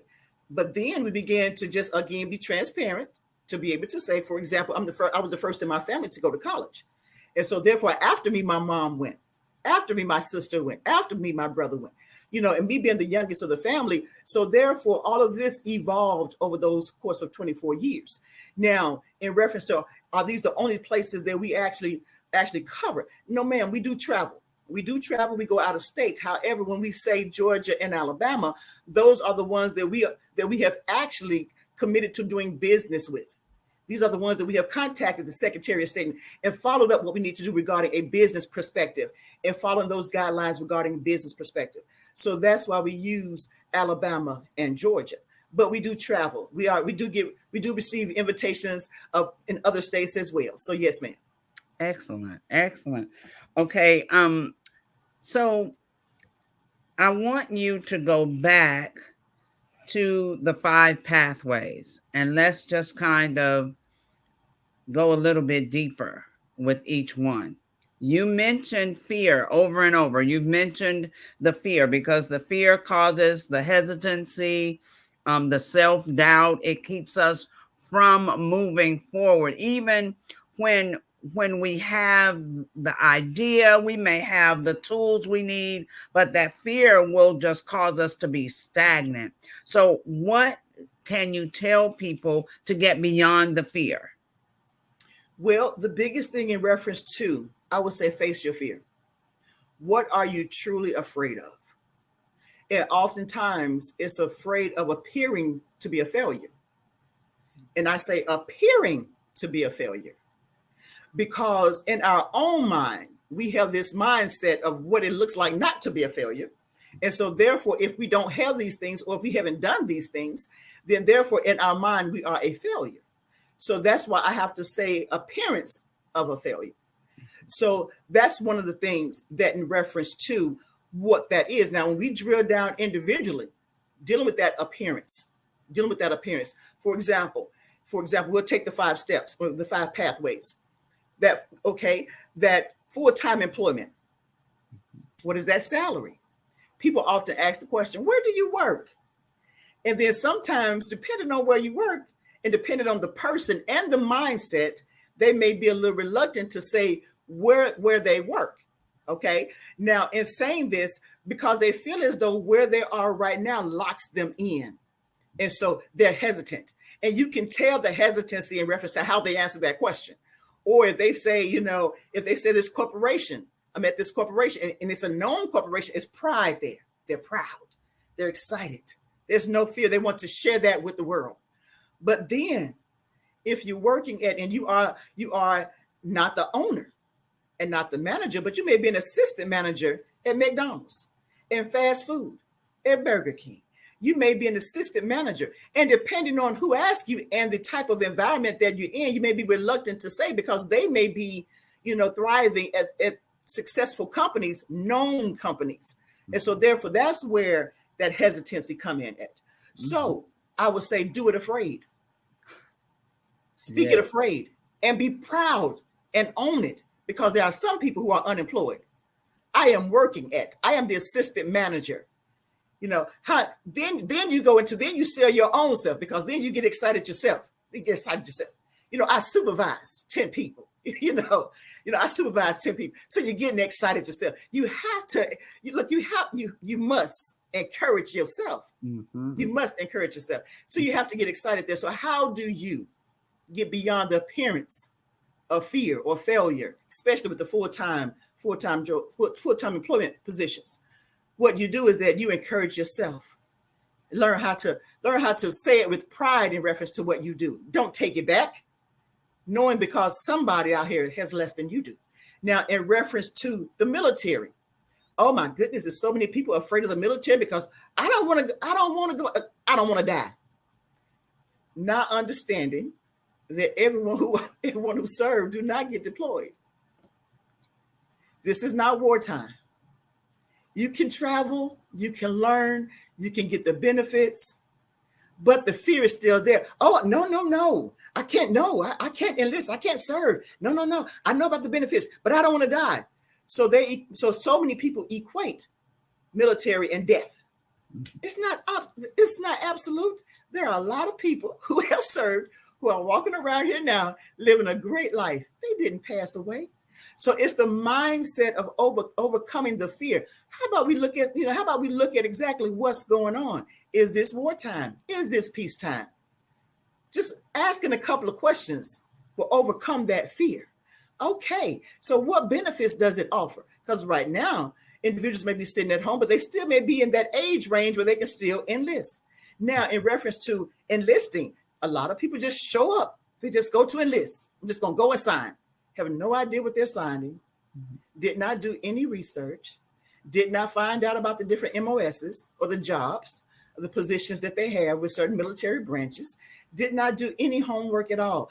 But they just show up and then they sign, and then they get to basic and AIT, and they're like, "What did I do?" Well, let's look at what you did. Now, in reference to that fear, that's what we do there. We do research. Now, in reference to entrepreneurship, that is my wild card. I call entrepreneurship the wild card because it is so many, it's like a pot of gumbo. It's so many things you have to know in order to be successful. So it's forever learning. You are forever learning. Okay. For example, I had this middle-aged man, and he said, he said, Doc, he said, I'll be honest with you. He said, I have my own veterinarian clinic. He said, I went to the professors when I was in vet school, and I said, I want to have my own clinic. And he said, everything, and they kept telling them, everything that you need, you'll get before you graduate. He said, I graduated and nobody talked to me about business. So it took me 10 years to learn about HR, 10 years for him to learn about accounting and HR. So because entrepreneurship is that wild card, then we have to drill down to make sure we cover all of the carrots and the potatoes. We got to cover the beef in that gumbo, or the shrimp, whatever you have, or that Italian sausage, whatever that is in that gumbo that we have to cover. We have to hit on all those nuggets, because overall knowledge eliminates fear. Very good. Knowledge. Now, in reference to colleges, the fear. How am I, can I get in? Oftentimes you have so many people excited about college. Oh, they're going to college, and they'll tell you in the 9th and 10th grade, I want to go to college, go to college. Well, in the 11th and 12th grade, then they kind of draw back a little bit, because now they realize that I don't really know what I'm doing. I don't really know what I'm doing. I don't really know the steps. How do I do this? Now, depending on your GPA, can I be a little transparent? Depending on your GPA, more people will spend more time with you. So we talking about advanced classes. We're talking about those individuals who have GPAs 4-point plus. Everybody's excited to work with those students. Let's do this, and let's get the scholarships there. Okay, but I love those B and C students. I love the B and C students. I love those because, there's nothing like getting that hard C. When I was in college, getting that hard C. When I was at Alabama State, oh my goodness, that hard C in the College of Business and Administration. And I say that because those were the classes that I struggled the most. Had to stay up, had to, solicit help, had to talk to the professors, had to talk to the dean, had to talk to my classmates. Still didn't know what I was doing. So, but I would say those were the classes that I remember the most.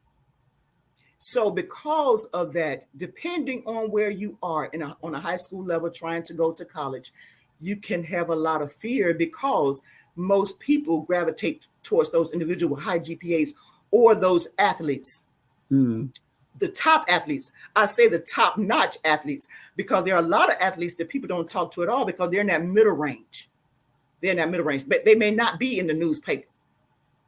But they have that B and C GPA, and they're fighters and they're hungry. So those are the ones that I like. I like the ones that's hungry. So what do you do? What do you do in reference to those individuals in the middle range? Because those are the ones that typically fall through the cracks. The ones who have that high GPA, they don't fall through the cracks. Somebody go and get them. Somebody reach out to them. Have you seen this person? But those individuals in that gray area, what do you do, and how do you overcome the fear? In reference to overcoming the fear, you have to do it for yourself. Again, do it afraid. Ask the questions. Even when people do not answer your questions because they have written you off, because you are in that gray area, still ask the questions. When I was at Alabama State, I would go to the financial aid office. Do y'all have any scholarships? No, we don't have any scholarships. I would go back 2 days later. Do you have any scholarships I can apply for? 2 days. I would go to them approximately 2 or 3 times a week, every week. So much so they started putting a folder to the side for me, because they knew I was going to come back. What did I do? I wore them down, like Urkel said, wear you down, Laura. I wore them down. And so they started putting things aside for me. So sometimes you have to be so hungry that you have to do it afraid. And you have to say, yes, I'm afraid, but I'm going to do it anyway. Now, moving forward to the last one, that last pathway, that trade school, that two-year trade school, or that certification, or some type of certification that you're trying to obtain, because that is the path, that is where you're trying to go, because that's what's in your heart. That police officer. Fear. I don't want you to die. Who said you're gonna die? Who said you're gonna die? So the fear of failure, the fear of death. That firefighter, likewise. Being a beautician. Are you going to have your own shop, or are you going to actually rent a booth, and how much it's going to cost? And now you have to sell yourself, because now you got to get your own clientele up. Can I get my clientele up? Can I get, will enough people trust me on a regular and consistent basis that I'll be able to take care of me in my home? Fear. All of this is fear. All of it is. But do it afraid. Do it afraid. The bottom line is this. If it doesn't work out, put the car in reverse. Try something else. Try something else. I know we come from an era where so many people, and I said the generation, traditional mindset, get that one job and stay on there 25, 30, 40 years. However, a lot of times that's not even available right now. So whatever you do it afraid. I love whatever you do it afraid. I also, the last statement there about the traditional mindset, because in this day and time, we have to be able to shift because things are not the way they were years ago. Times have changed. Therefore, our mindset has to change. And I like the fact that you are taking these young people from high school and helping them kind of lay out their plan for their future. What is it that's best for them? What is it that's in their heart? What does success look like for them? Whether it is college or military or trade school or entrepreneurship. I love the fact that you are giving each one their opportunity. This is not a competition, but it's finding their own space, their own purpose. So how do you want, after all of this interview, this is over, how do you want people to remember what Abram Group LLC is truly all about? Success is possible. There is no mystery.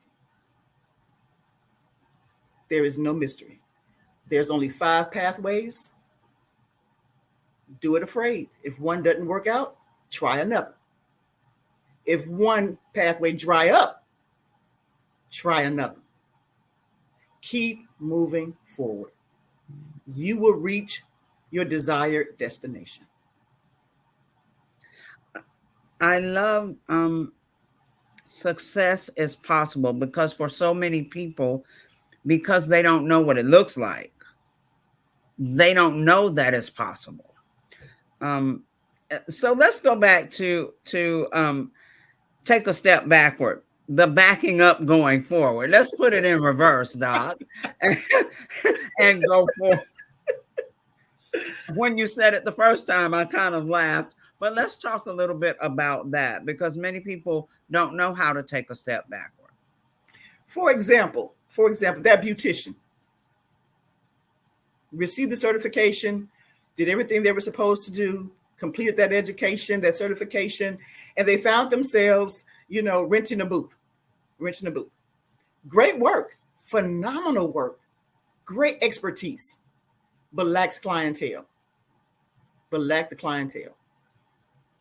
And I say that because people are territorial. Especially when it comes to our hair and our beauty. We're territorial. You're going to go to the same person. Unless something drastically happens, you're going to go to the same person. So when you're trying to build that clientele, it may not be that easy.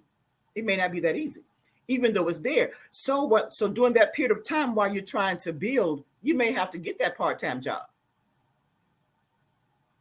Because you need income in order to make it in this world.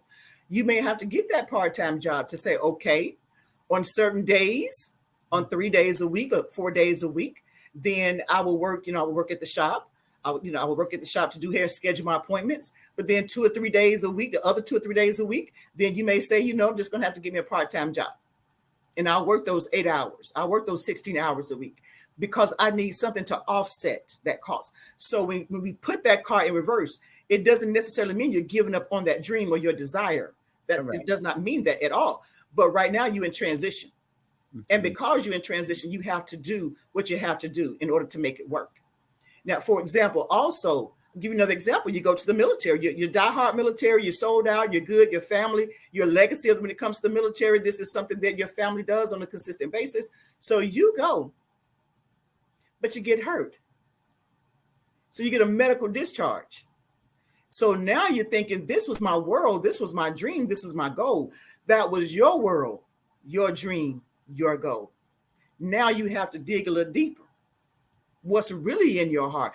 What are the nuggets that you receive from the military that's going to allow you to either go to entrepreneurship, start your own, or to actually get employed at a company or a corporation that will allow you to use your skills that you've learned while you were in the military.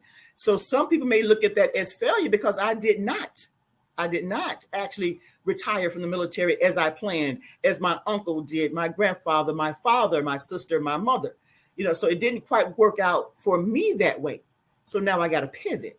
So that's what it means to put that car in reverse. You're still moving forward, because you still got a lot of living to do. We still got a lot of living to do. And we still have a lot of energy. And as long as we open our eyes, every day that we open our eyes, it's a good day. It's a good day. I like that. I like that. That was encouragement for a lot of people listening right now. So let's end with this part. In all of the training that you do, helping people find their way, so to speak, helping them research what they say they want so they can have knowledge. They need to have clarity of what it's going to take to get to where they're trying to go.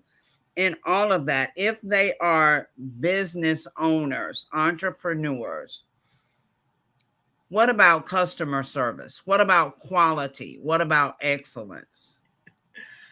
Wow. People, oftentimes people have a lot of signage.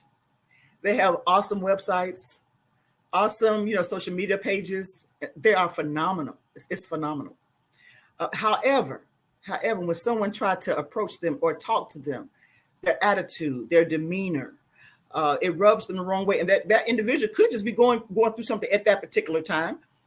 But when it comes to having that mindset of excellence, see, people buy into people. They do not buy into businesses.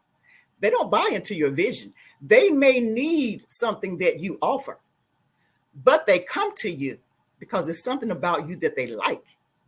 It's something about that. So when you actually function in excellence, when you have that customer service, when you put that smile on, when you are transparent and you reach the person where they are, wherever that may be, when you reach them where they are, they remember you.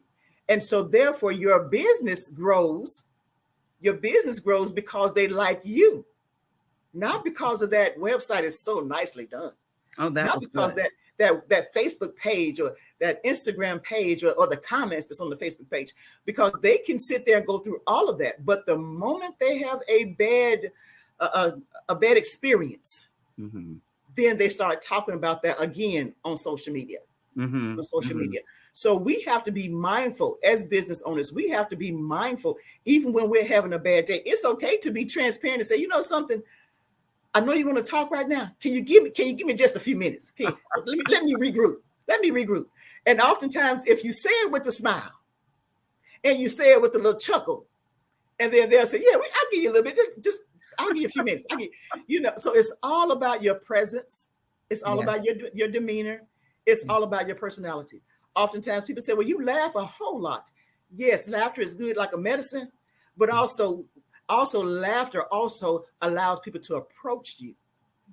If you're too serious, if you're not smiling, you can know it all and have all the information and have the best products. But if it's not a smile on your face, and if you don't look to be like you're welcoming, they will walk on by and try to find somebody else that's doing something similar. May not be the exact same thing, but doing something similar than what you're doing. Excellent. All right. So you mentioned your website earlier. Please tell us again how we can reach you for information to work with you. Tell us how to get in contact with you. Absolutely. My website is Mind, all one word, Mind, M-I-N-D, Mind Money, M-I-N-D-M-O-N-E-Y, Con, C-O-N-N. So that's mindmoneycon.org. Again, that is mindmoneycon.org. conn, CONN.org. Make sure it's the two N's, CONN.org. So yes, ma'am. Yes, ma'am. Excellent. Now, what about social media? Are you Social on? media? Yes, I am on Facebook. They can also find me on Higher Education Ministries International. Higher Education Ministries International. Absolutely. All right. Excellent. Excellent. Thank you so very much. This has been amazing. So for those especially starting out in the entrepreneurial arena, yeah, it would be great to get with you to help guide them. I heard the mentorship part in there as well. All right, Doc, we thank you so very much for joining us and sharing your wonderful information with us. Remember, genius is common, and I'll see you on the other side. Thank you so much. Thank you so much.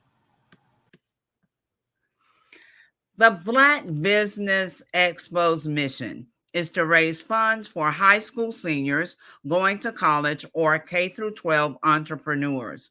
This expo is a fundraiser for students. You may go to www.blackbusinessexpousa.com to donate to the scholarship fund, or use the Cash App that's on the screen below, $BBXUSA. Our goal is to give laptops and up to $5,000 to 10 students. Students can register online at www.blackbusinessexpousa.com. Every dollar counts. So we want to remind you to donate to the scholarship fund.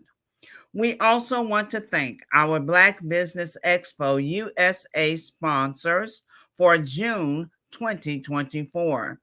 NC 100, Moody Capital Partners, Suede Soul, 5-Star BDM Media, Lotus Richer Coaching and Training, Carolina, Virginia Minority Supplier Development Council, Step Management, Hello LLC, VHS and Associates, Margie McLean Foundation Incorporated, Genius is Common, Earth Essentials, Mullane Shawnee Global, Executive Women's Success Institute, The Quality Coaching Company, Superwoman Business Services, Creative Force Studios, Lee Entertainment, Artistic App Design, and Black Business Expo USA.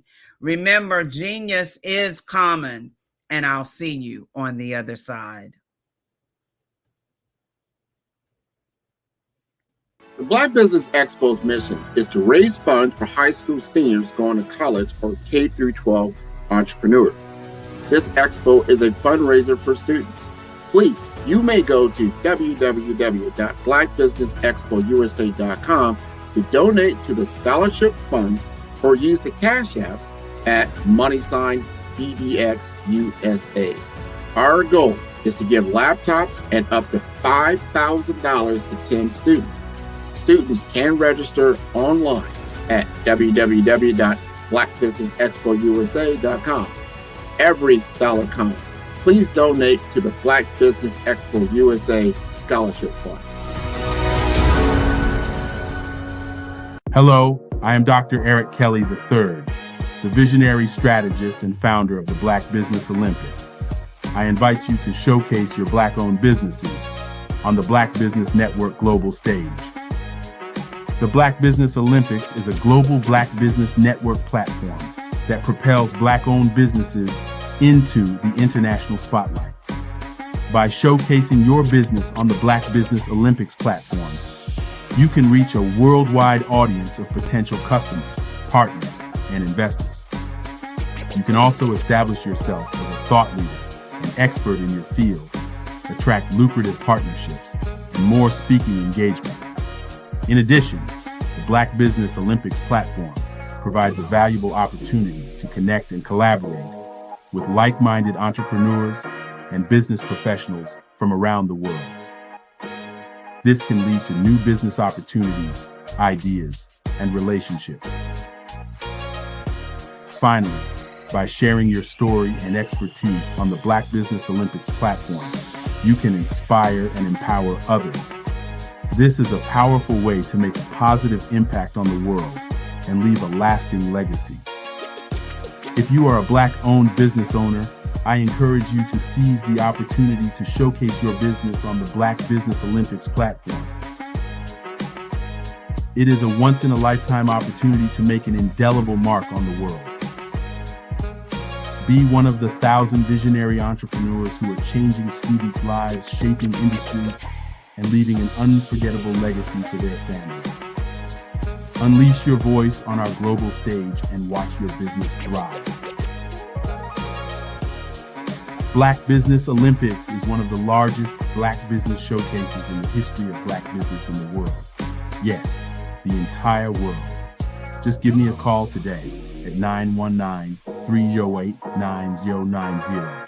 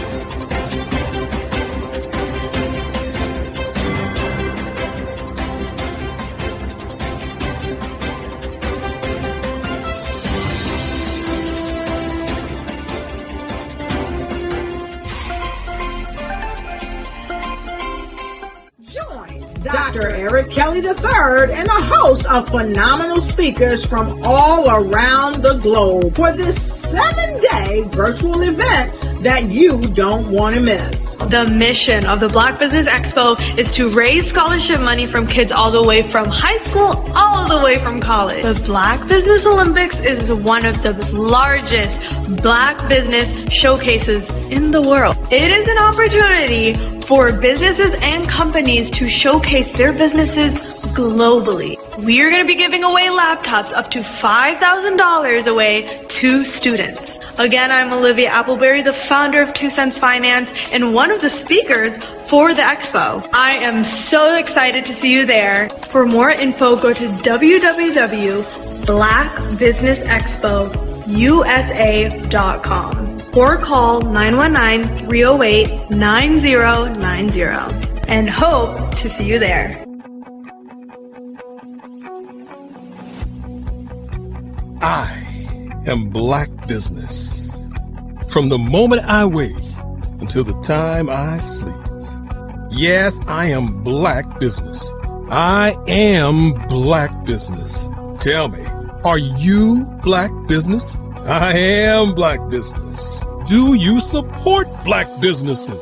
Listen, I support Black business because I am Black Business. Black Business Expo, one of the largest business showcases in the history of Black business in the world. The world! Sign up today at www.blackbusinessexpousa.com or call 919-308-9090. I am Black Business. I am Black Business. From the moment I wake until the time I sleep, I am Black Business. I am Black Business. Are you Black Business? I am Black Business. Do you support Black businesses? I support Black business because I am Black business. Black Business Expo, one of the largest business showcases in the history of Black America in North Carolina. Join Dr. Eric Kelly III and a host of phenomenal speakers from all around the globe for this 7-day virtual event that you don't want to miss.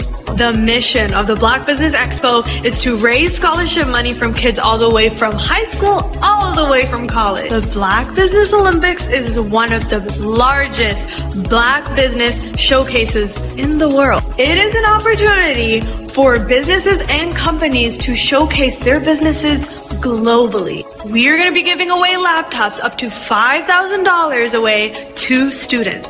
Again, I'm Olivia Appleberry, the founder of 2 Cents Finance and one of the speakers for the expo. I am so excited to see you there. For more info, go to www.blackbusinessexpousa.com or call 919-308-9090 and hope to see you there.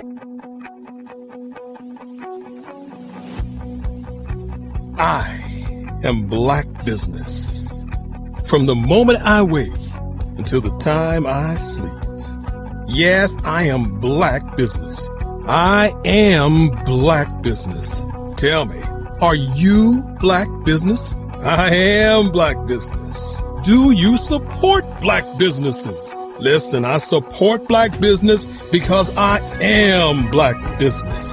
Black Business Expo, one of the largest business showcases in the history of Black business in the world.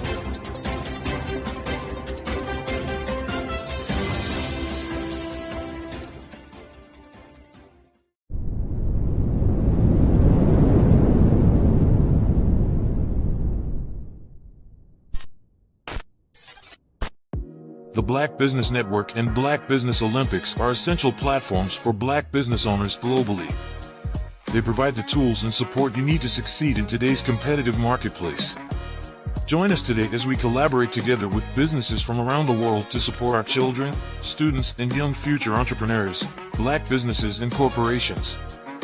We raise funds for students going to college and young entrepreneurs who are aspiring to be business owners, and we invite you to be a contributor today. Visit the website www.blackbusinessexpousa.com to connect with and learn more about how the Black Business Network and Black Business Olympics can help you not only share your amazing business story to businesses, but also serve future generations. Hello, my name is David Jones, CEO and co-founder of the Hello LLC, where we help businesses build a culture, brand and experience, and leverage technology to pivot into Web 3.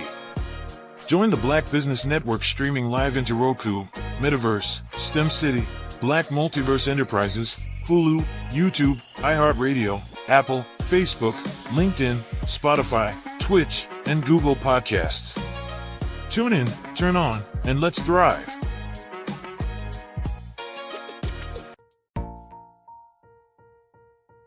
Have you ever seen a parent stressed out and needed a stress reliever with their child?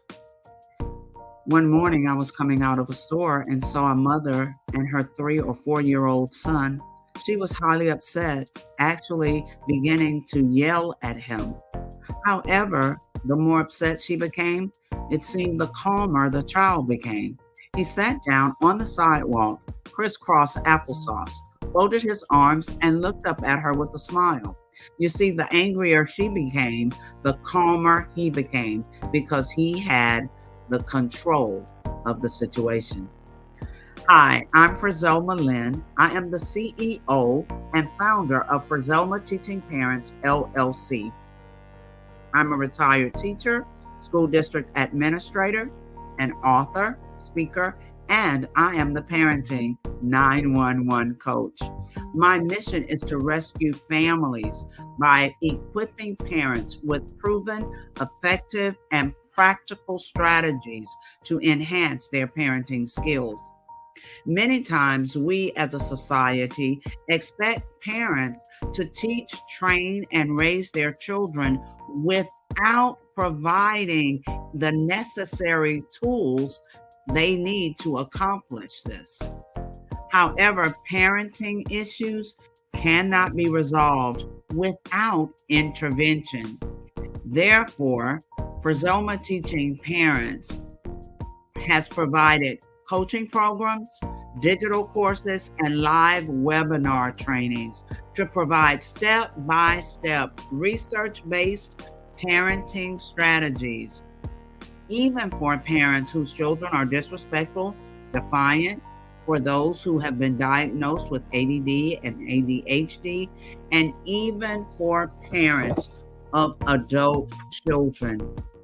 No longer will you have the need to feel like you are a failure as a parent. You'll now have the tools needed for each situation. Trust me on this one. Go to www.parenting911.org. Book a 15-minute strategy session with me or choose one of the coaching programs. Our training helps parents relieve stress.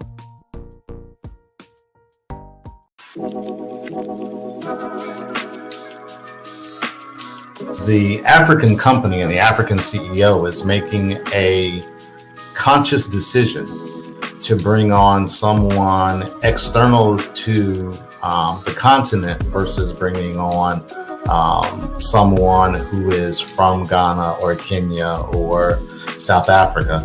And so the skill sets of the people that we take through our executive leadership training program and ultimately on the placement, obviously have to be extremely high caliber.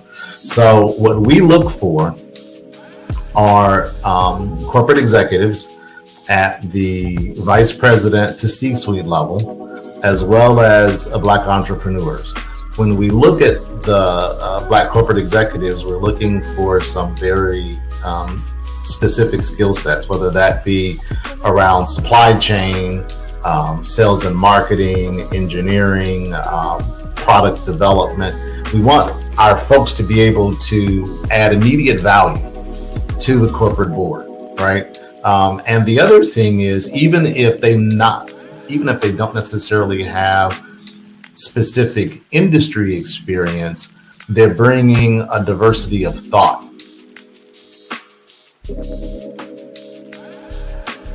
Absolutely. So our coaching program help people that have the lack of time, that lack strategies, and lack the confidence to go after their dream life. So we help them implement tools. We help them implement, I love to leave the inherited lack of finances or the education behind finances. But it wasn't until I lost my firstborn, my only son, that life changed for me. And where I was going after it all, living the corporate life, hit my 6-figure income and living in my dream house with my dream man, driving my dream car. Wow. I nearly lost it all when I lost my son. And so I realized it only takes one financial catastrophe that can change your entire life. That's what made me start All New Beginnings. Because no matter what's going on in life, there's a new beginning. And because of that, we develop a program called Wise Minded. My little slogan is, don't just dream it, let's live it. If they want to connect with you or work with you, what is the best ways for them to be able to do that?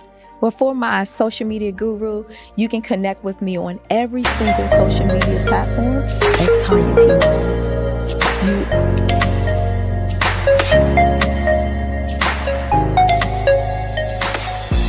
Artist to me is a creative expression of something from nothing. It explodes onto the canvas, or it explodes on in my work.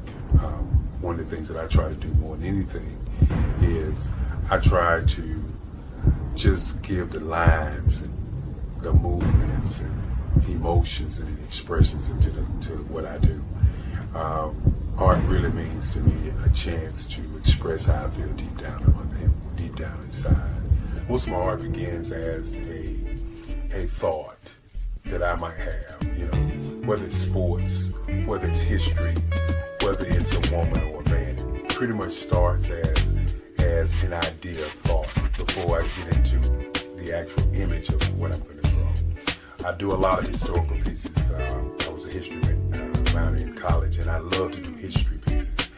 And a lot of times I'm thinking about history, and then I try to make that history impact you as you look at it. That's one of the reasons I do pictures so large. People ask me, why do I do the pictures so big? And I tell them, I want the piece to impact them as they're looking at it, to kind of dominate them, dominate their space. And most of my pieces I try to do off page. I don't try to do anything that's going to be in those four corners, or in a square. And I want your imagination to be a part of the piece that you're looking at.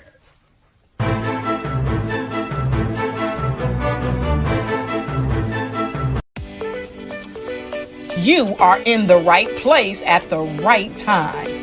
The Black Business Network opens again for its Black Business Olympics, a 24/7 broadcast on business, strategies, global branding, social media marketing, finance, advertisement, and much, much more. Featuring the top, most powerful entrepreneurs and speakers and thought leaders from all around the world as they gather together for this phenomenal event.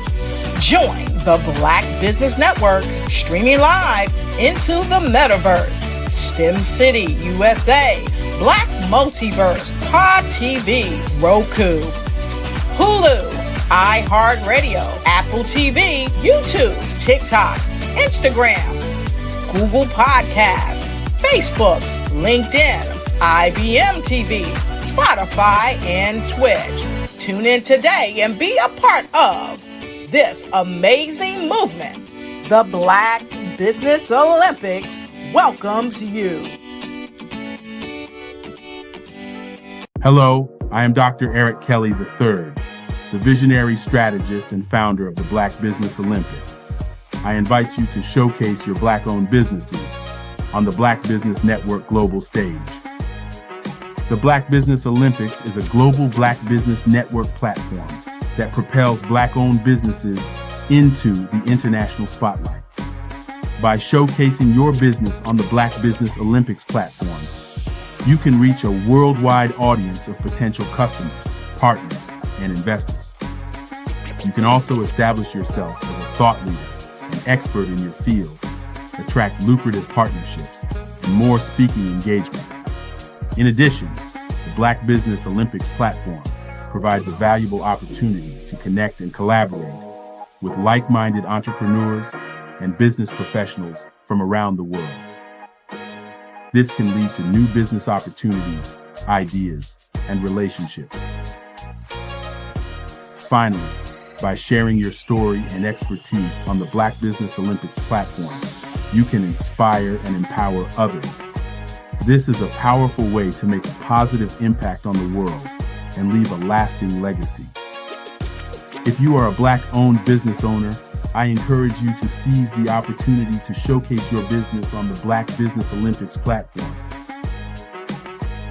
It is a once-in-a-lifetime opportunity to make an indelible mark on the world. Be one of the 1,000 visionary entrepreneurs who are changing students' lives, shaping industries, and leaving an unforgettable legacy for their families. Unleash your voice on our global stage and watch your business thrive.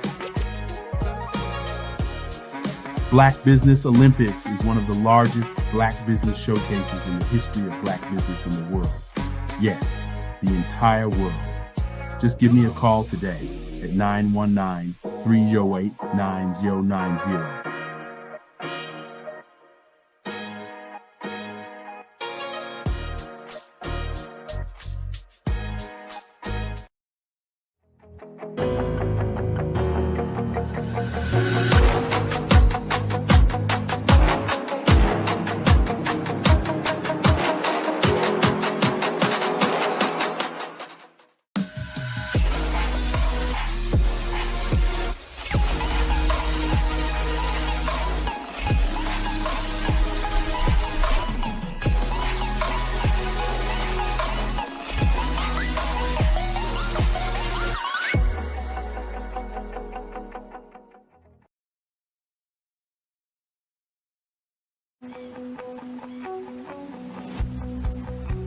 I am Black Business. From the moment I wake until the time I sleep. Yes, I am Black Business. I am Black Business. Tell me, are you Black business? I am Black business. Do you support Black businesses? Listen, I support Black business because I am Black business. Black Business Expo, one of the largest business showcases in the history of Black business in the world. The world! Sign up today at www.blackbusinessexpousa.com or call 919-308-9090. I am Black business.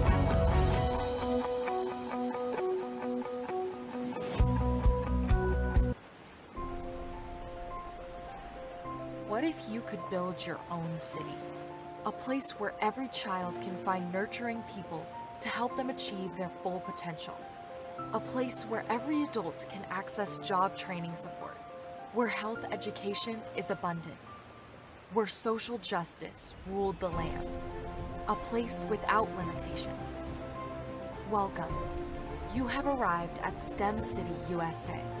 It is what every city should be. A safe and trusted community where you find people and resources to help you become everything you are and beyond. STEM City is unlike anything you have ever experienced. It is a digital twin of the world around you, only better. STEM City is about energy and soul renewal.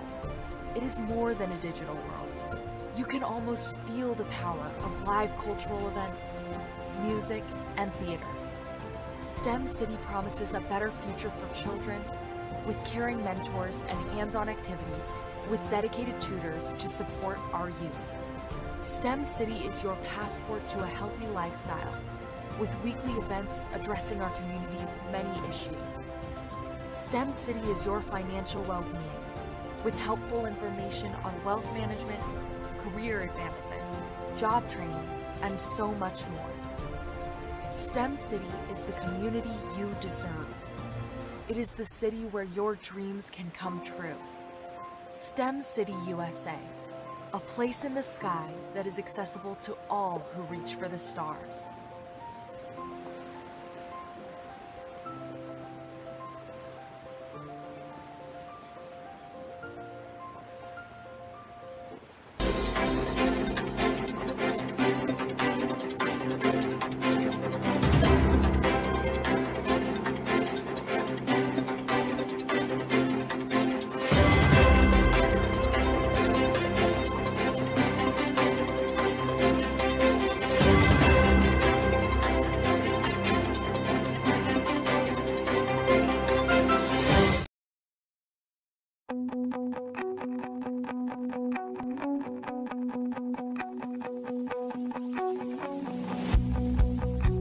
I am Black business.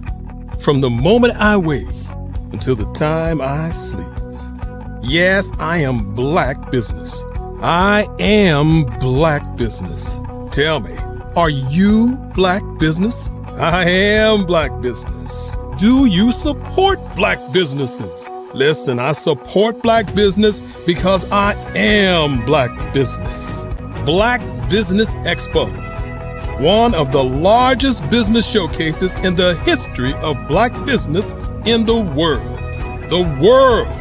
Sign up today at www.blackbusinessexpousa.com or call 919-308-9090. I am Black business.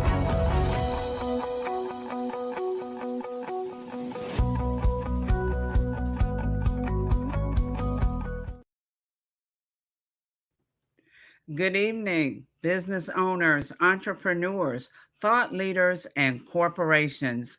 Welcome to the Black Business Network. My name is Frizelma Lynn. I am your business moderator for this evening on the Black Business Network. The Black Business Network is a 24-hour business network showcasing Black businesses, business owners, entrepreneurs, and thought leaders worldwide. We have speakers from North Carolina, London, Singapore, Africa, Japan, and cities all over the United States. The Black Business Network is a global community sharing its business knowledge to empower, to inspire, and to educate businesses about business. Now, our next guest, I happen to know quite well because it would be yours truly. Frizelma Lynn is the CEO and founder of Parenting 911 University.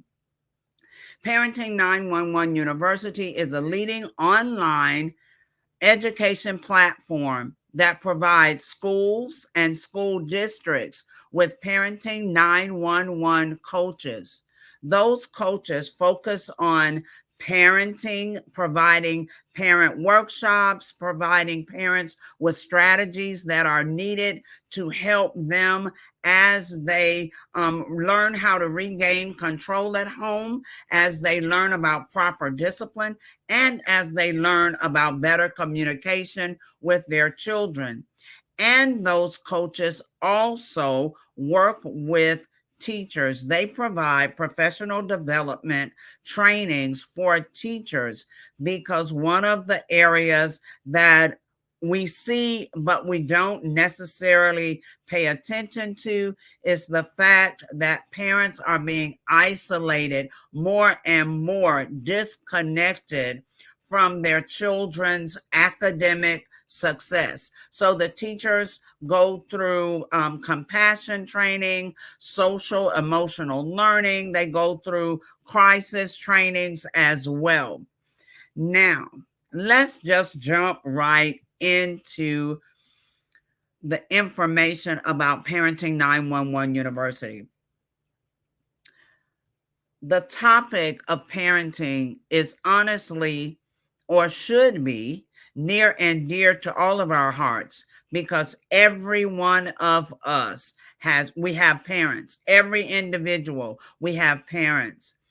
The commercial years ago was that cotton was the fabric of our lives because our garments, so many of our garments are made with cotton, that one thread that knits together to create that garment. However, if you pull that one thread, it will also unravel the garment. Well, in our human society, parenting is that thread that we can provide the strategies needed to strengthen parenting and parenting skills, and it will create this wonderful, beautiful, amazing society where we can all work together, live together. But if you start pulling that thread, the thread of parenting, when parenting is weak, it affects our entire society. Again, I am Frizelma Lynn. I am the CEO of Parenting 911 University. Parenting affects all of us, whether you have biological children or not. Even if you are a grandparent, parenting still affects all of us. We're either going to feel the fallout now or later if parenting is weak. If we continue to disconnect parents from the academic success of their children, from the life skills that their children need, from the nurture and the love that children need. Many times as a society, we'll point a finger, we'll blame fault and say parents just need to be better. They're just not good parents. However, we need to provide the tools that parents need so that they can be the most absolute best parents possible. And that's one of the goals of Parenting 911. Now, it all didn't start off as the university. It has evolved. It started off with a calling being on my life to teach the parents. And I started working with individual parents. I started working with churches and then with schools. Over the years, what I've noticed, and especially right now, is that because of the concern for safety and security for our schools, our children, and staff, there were over 25,000 SROs, security resource officers, placed in schools throughout our nation. Now, that is mainly for intervention. When something happens, when the fight occurs, when a child is disorderly in class, when something happens. Parenting 911 University focuses not on the intervention, but on the prevention. Whatever we are seeing in the schools, it is just a reflection of what children are either seeing at home or they are allowed to see when they are at home.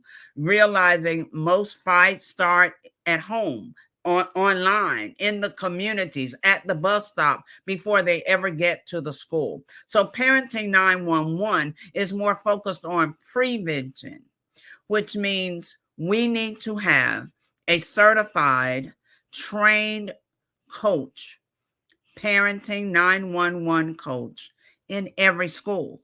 So if you are a school superintendent, the mayor of the city, the governor of the state, if you are a school principal or an administrator in any way, understand the SROs, they are only there for intervention. But when we include the parents, involve the parents, provide the strategies for the parents, and we do it consistently throughout the school year, then we are welcoming parents back in to the table to make decisions about their children's academic success. And yes, I'm a retired teacher and school administrator. I understand there are frustrations. I understand, but we need to make sure we are engaging parents, intentionally engaging parents to be a part of the decision-making process for their children. So there are 3 areas that I'm going to focus on. I want to say that, remember, everything about us as adults came out of our childhood. I like to say our childhood frames our adulthood. The good things, the bad things, the great things, the horrible things, those things all framed us as adults, as who we are today. So Parenting 911 University is a revolutionary program designed to support, to empower, and to uplift not only the parents. We do have packages where we can deal directly, individually, one-on-one with parents. But we're not there just for parents. We also train retired educators to be Parenting 911 coaches. They already have the credentials. They already know the community. They have a heart for the people, and they know how education works today. We train them to work with parents, to do workshops throughout the year with parents, and we train them to do professional development trainings with the teachers. We are pulling the community back together. There's no way the schools can raise our children. There's no way the churches can raise our children. Parents have to be empowered to be able to raise children to be phenomenal adults. Phenomenal adults. And Parenting 911 is focusing on involving the village. You know, it takes a village to raise the children. Somehow we've gotten away from the village, and it's almost as if each entity is its own island. The parents are isolated out here on their island. The school is over here expected to do, you know, their job and the job of parents and others. And then, you know, the church over there, and it's expected to do their job, but what we're not working together. And our children deserve for us to work together to provide the absolute best childhood experiences possible for them. So in the three points that I want to address, first, we're going to talk about why the need for Parenting 911 University for parents. Why do parents need what we are offering? In today's fast-paced and ever-changing world, parents face a multitude of challenges and uncertainties. It does not matter if that parent is the underserved parent or if that parent is very affluent, has a wonderful job, is the CEO, is the lawyer, the doctor. Parents in general, there is a time where we all hit a snag or struggle with something unexpected with our children. From navigating the digital age to managing stress and balancing work and then balancing family, parents need support and guidance now more than ever.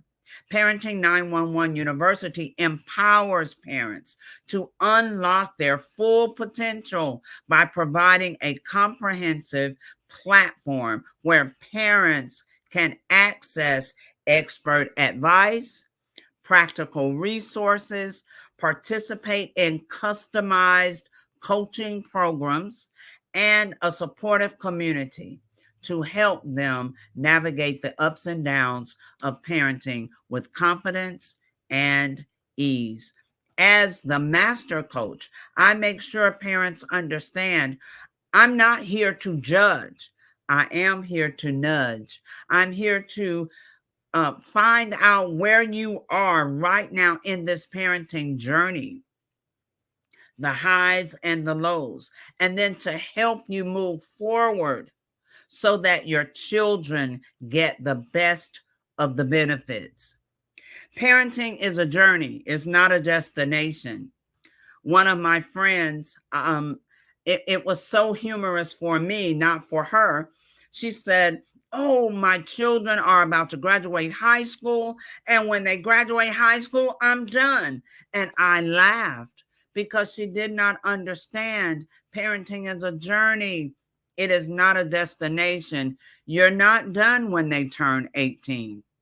Honestly, you've only just begun again, because now you are the parent of an adult child, and that's a whole new world. So parenting is a journey of continuous growth, continuous learning, continuous modeling on our part as the parent. And Parenting 911 University provides the tools and resources parents need to thrive. Through our comprehensive training programs, our workshops, our resources, parents can enhance their parenting skills, deepening their understanding of child development, and cultivate resilience and confidence as they navigate these joys and challenges of parenthood. It is a joy to be able to watch your children grow. It is a joy to be able to receive the strategies you need to help them. Isn't that truly what parenting is about? Learning how to be the most absolute best parent you can be.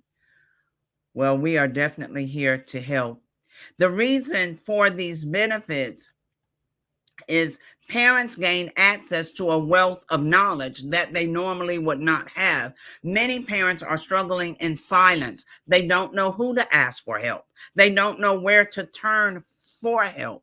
Many times when I tell people that I'm the parenting 911 coach, I'm a parenting coach, they are dumbfounded because they've never heard of a parenting coach. You mean you help parents be better? You have coaching programs that actually help parents? And I have to say, yes, yes.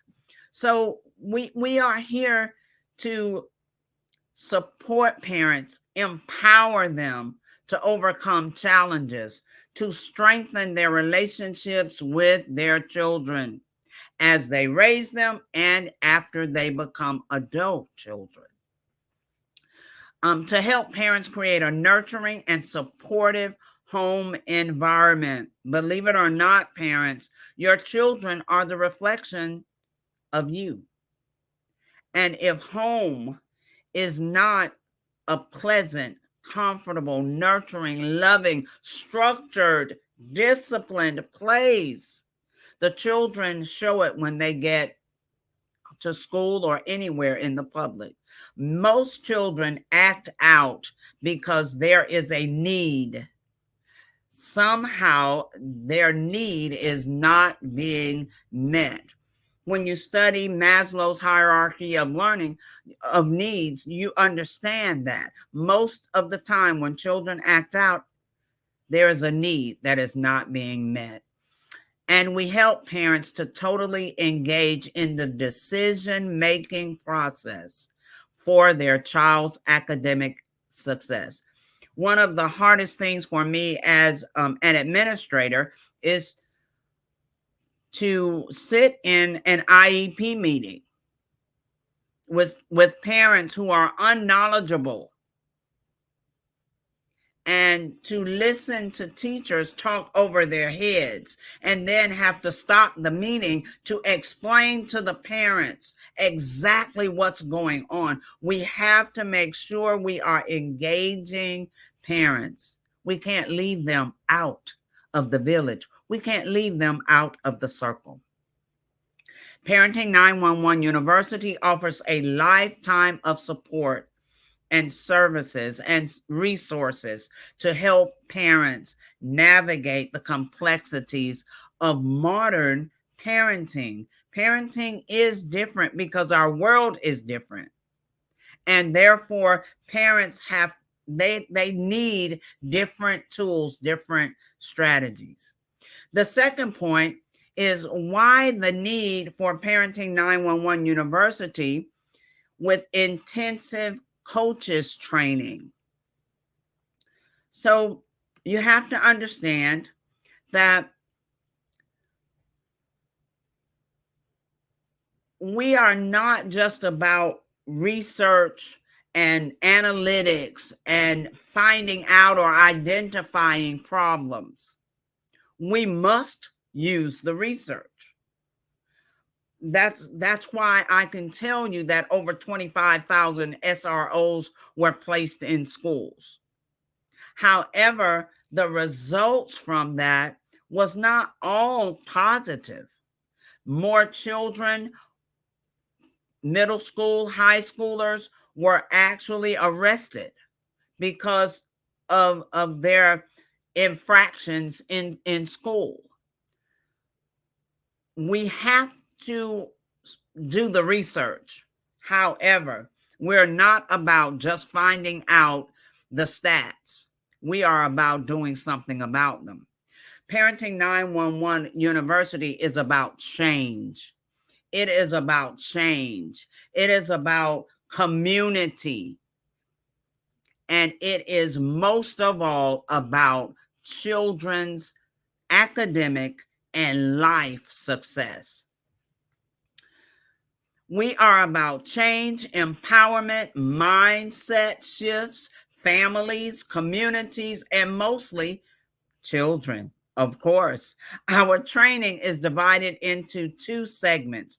First, our coaches undergo a segment of training preparing them to coach parents, to provide parenting workshops. Our packages, our bundles are set up for 6 months to a year because, yes, I understand, administrators, I understand that you just want to do one workshop a year or maybe one parent workshop each semester. So that's 2 a year.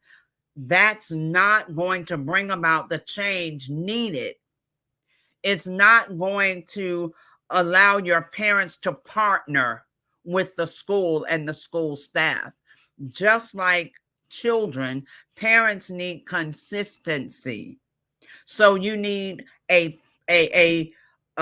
bundle of workshops. You need more than one per year. You need one per month or 2 per month during the school year to provide consistency and accountability. That's when you'll see a significant change in parenting in your schools. So this takes a person with a heart for people, for children, for parents. And most of all, it takes a person that cares deeply enough to be able to have patience with parents. Since we are all well aware that people need consistency, as I mentioned already, for better accountability, training will include how to provide these workshops. It will include how to provide webinars, parenting expos for your school, challenges for your parents. We'll be able to get with community businesses, provide prizes for your parents. We will keep your parents engaged and involved. And the university, Parenting 911 University, provides resources for your parents. They'll have monthly newsletters. They'll have other games and activities. They'll have a reason to want to be partnered with your school for their child's sake. These coaches will become the Parenting 911 experts in their schools and school districts.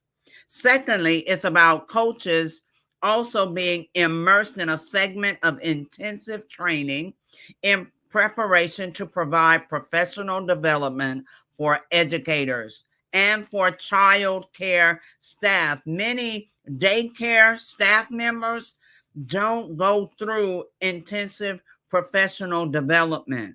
They don't know how to work with the parents. They don't understand professionalism. Sometimes our teachers don't either. But we need to understand professionalism. We need to understand the quality of excellence with all that we do. So we also provide professional development for daycare workers, Head Start workers, anyone that's caring for children. We provide professional development for them.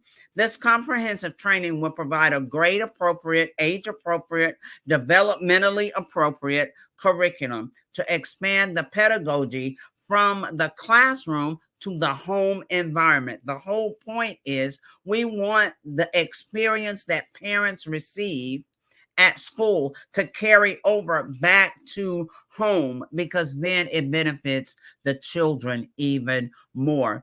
Thirdly, we are reaching into the communities for this first tier of coaches. One, it involves the master trainers. And two, it gives back to the community. Many retired teachers, newly retired teachers, they have no idea what they're going to do with their future. No idea.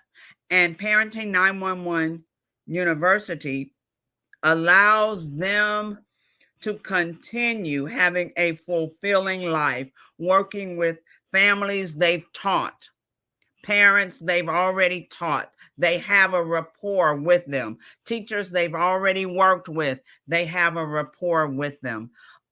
Understand the benefits. We're not trying to reinvent the wheel. We're just redesigning the spokes.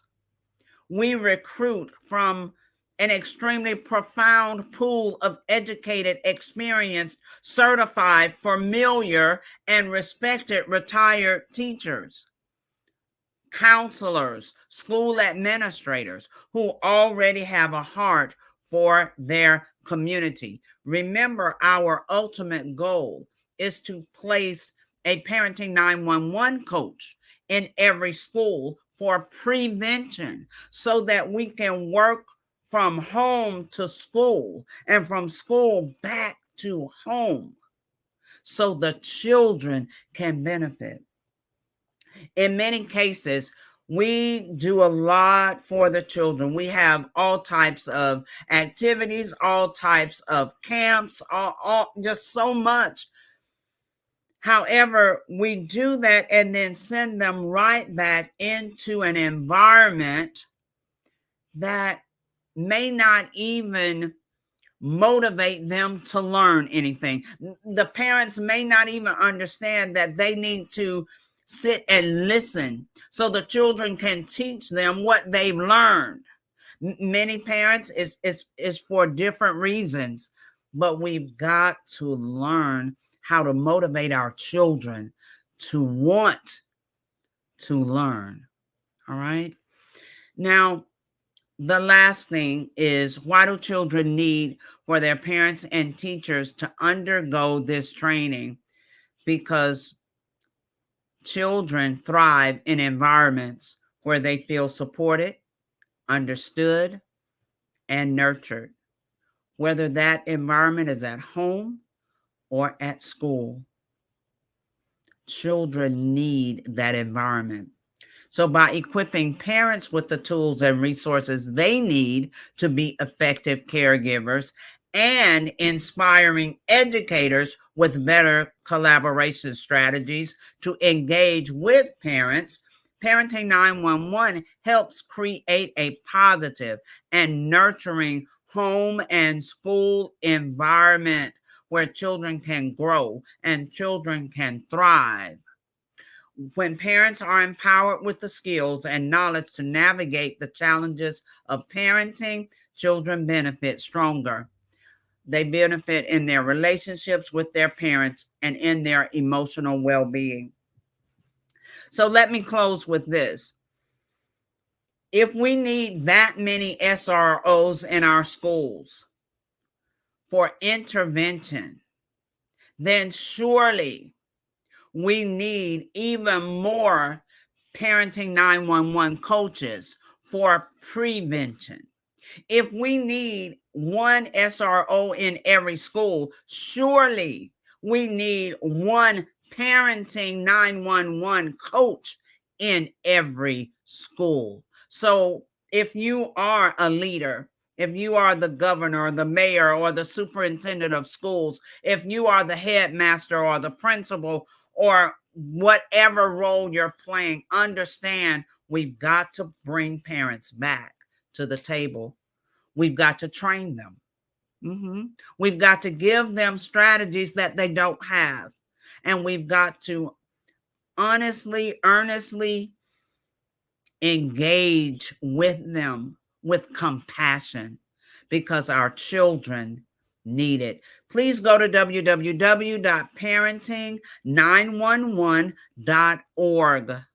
That's where you will see our different packages where we work with one-on-one with parents, and parents can invest in their coaching programs.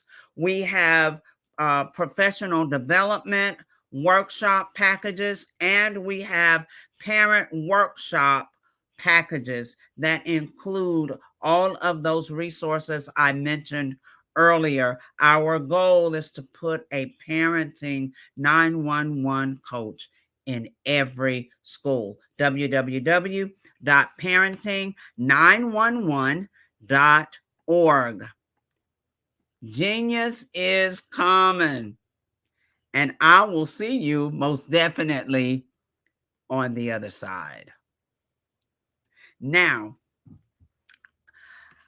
I would like to just close out with you understanding this is a scholarship promotion, Black Business Network scholarship promotion. The Black Business Expo's mission is to raise funds for high school seniors going to college or K through 12 entrepreneurs. This expo is a fundraiser for students. You may go to www.blackbusinessexpousa.com to donate to the scholarship fund, or you can use the Cash App that's on the screen below. It is $BBXUSA. Our goal is to give laptops and up to $5,000 to 10 students. Students can register online at www.blackbusinessexpousa.com. Every dollar counts. So please, we want to remind you to donate to the scholarship fund. We want to thank our Black Business Expo USA sponsors for June 2024. NC 100, Moody Capital Partners, Suede Soul, 5-Star BDM Media, Lotus Richey Coaching and Training, Carolina, Virginia Minority Supplier Development Council, Step Management, Hello LLC, BHS and Associates, Margie McLean Foundation Incorporated, Genius is Common, Earth Essentials, Mullane Shawnee Global, Executive Women's Success Institute, The Quality Coaching Company, Superwoman Business Services, Creative Force Studios, Lee Entertainment, Artistic App Design, Black Business Expo USA. And remember, genius is common. I'll see you on the other side.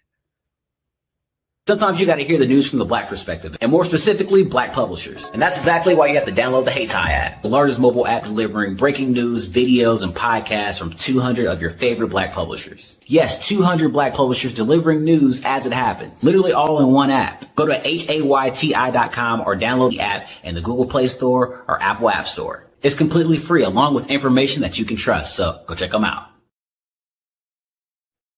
Hey everyone, it's Grant McGaw, CEO of 5-Star BDM and host of the award-winning Follow the Brand podcast and TV series, where I help you to build a 5-star brand that people will follow. My genius is personal brand development through intelligent communication and helping you achieve your business and career goals.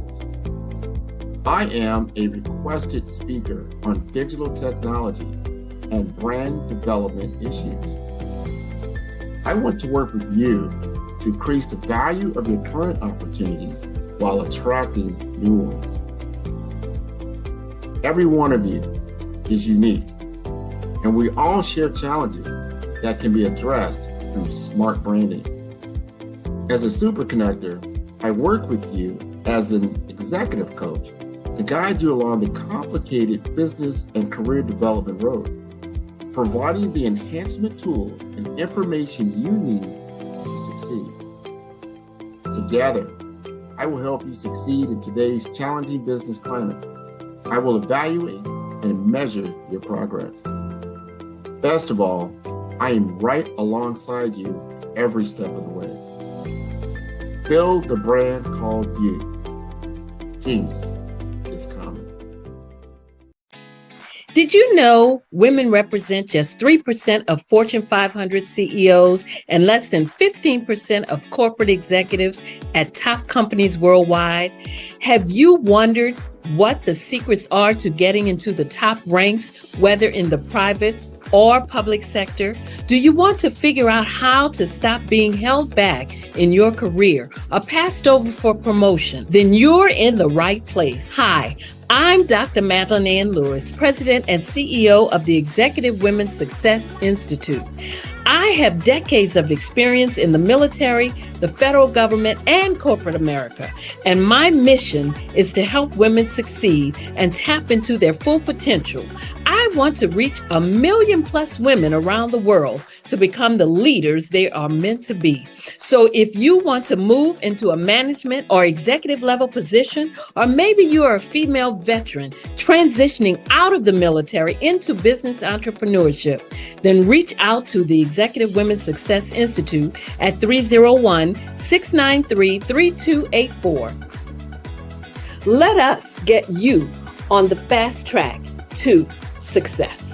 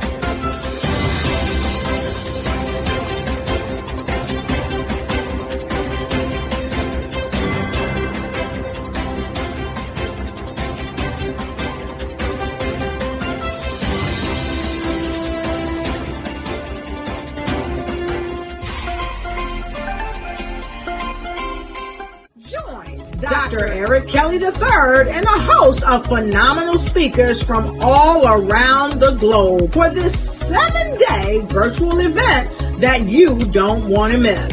The mission of the Black Business Expo is to raise scholarship money from kids all the way from high school all the way from college. The Black Business Olympics is one of the largest Black business showcases in the world. It is an opportunity for businesses and companies to showcase their businesses globally. We are going to be giving away laptops up to $5,000 away to students.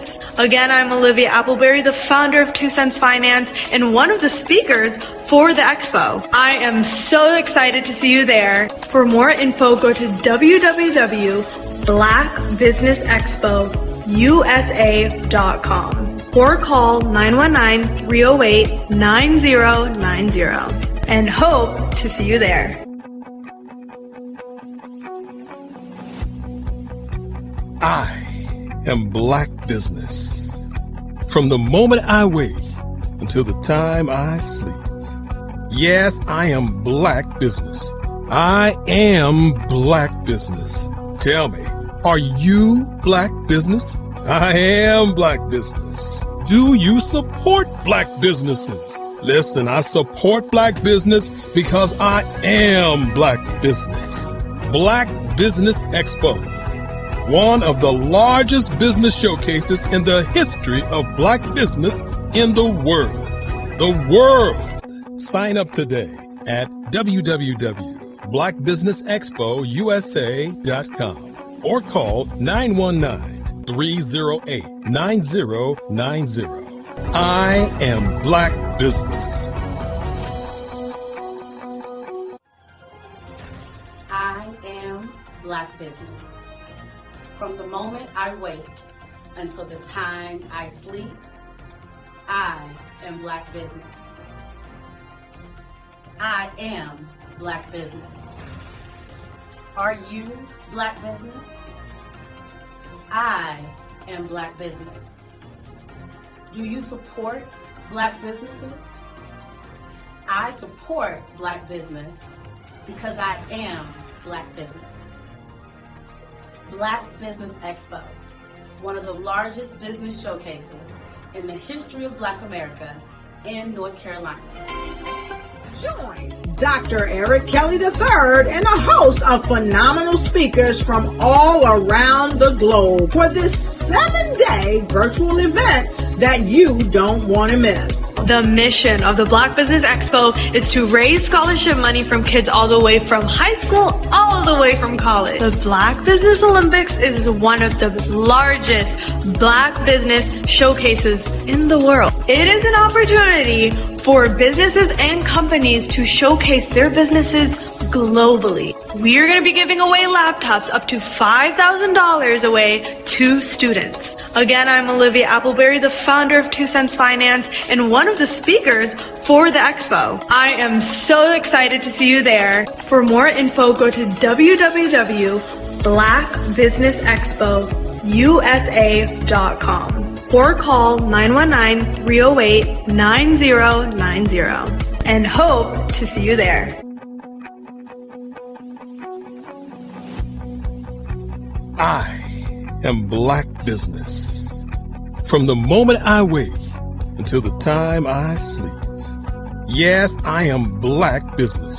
I am Black Business. Tell me, are you Black Business? I am Black Business. Do you support Black businesses? Listen, I support Black business because I am Black Business. Black Business Expo, one of the largest business showcases in the history of Black business in the world.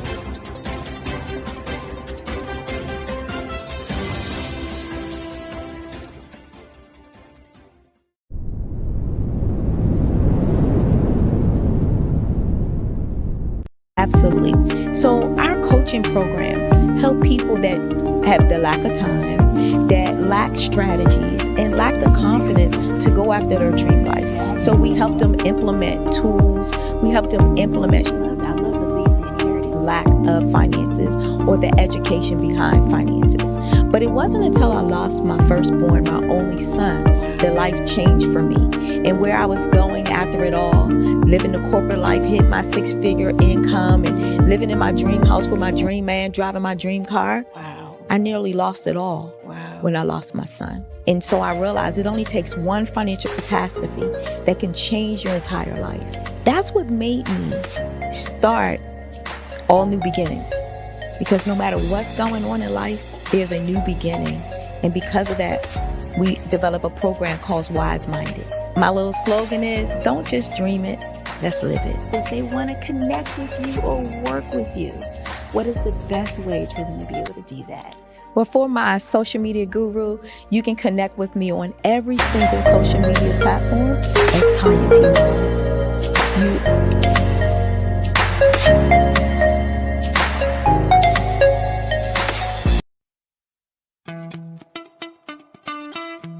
How many times have you been asked to help someone you didn't even know, a student, a business entrepreneur?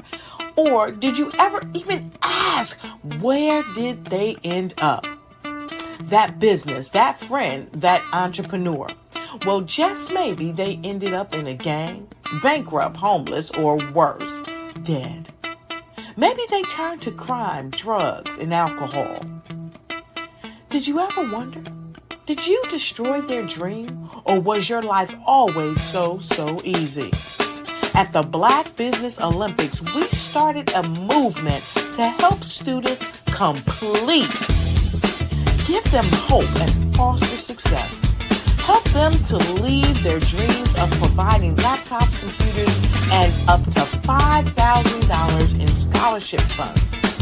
Today, we ask you to help a student, a business owner, or an entrepreneur to realize their dream by sponsoring them, supporting them, and buying from them. Consider this.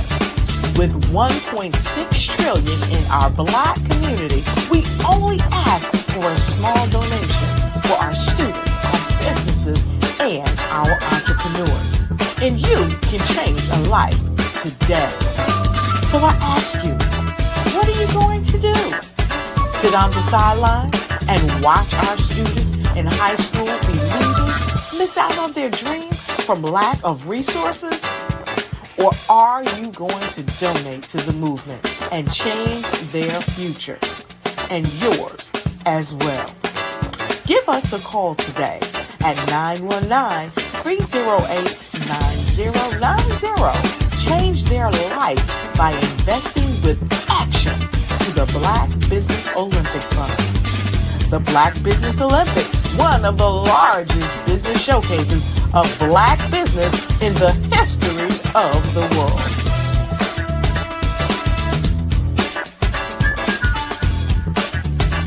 Sometimes you got to hear the news from the Black perspective, and more specifically, Black publishers. And that's exactly why you have to download the Hey Tie app, the largest mobile app delivering breaking news, videos, and podcasts from 200 of your favorite Black publishers. Yes, 200 Black publishers delivering news as it happens, literally all in one app. Go to HAYTI.com or download the app in the Google Play Store or Apple App Store. It's completely free, along with information that you can trust, so go check them out. Social media is evolving. It's more vibrant, more colorful, more energetic, and so are you. It's not just photos anymore. It's video, it's audio, it's subscriptions. And now there's Fanbase, a new monetized social network. Fanbase delivers the complete native app experience with full content monetization for every user. No algorithms that shadow ban your engagement or growth, and no ads. Follow anyone for free and subscribe directly to your favorite creators for $4.99 a month. Plus, show some love by tipping on any post. Also, make a Fanbase page and monetize your content the same way. Finally, connect with your followers by posting the amazing content you already create. And now, get paid for it. It's time to energize and monetize, because everyone's a fan of something and everyone has a fan base.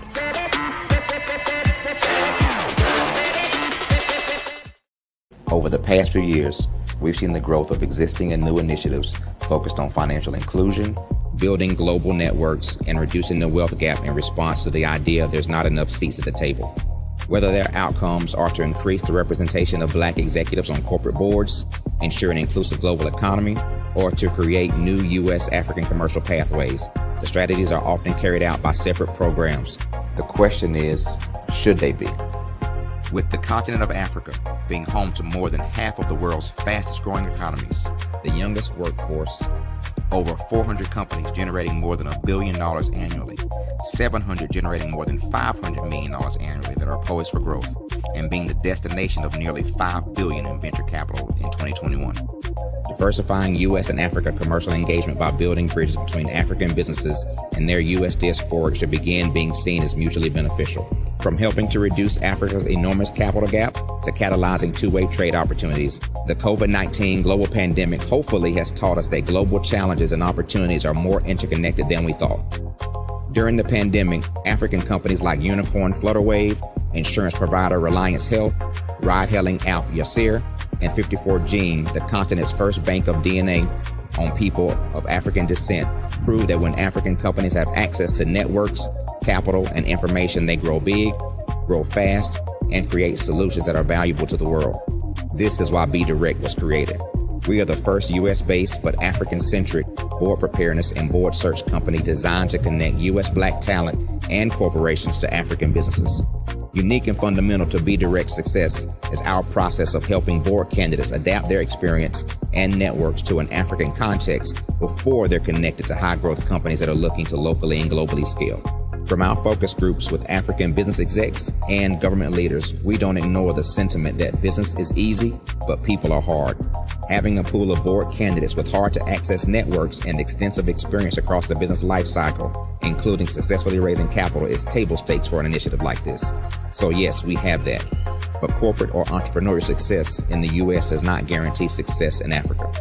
Developed alongside industry partners on the continent, our training program, Be Direct Prep, is designed to transpose their experience to create cultural comfort, understanding, and a commitment to helping businesses in Africa scale.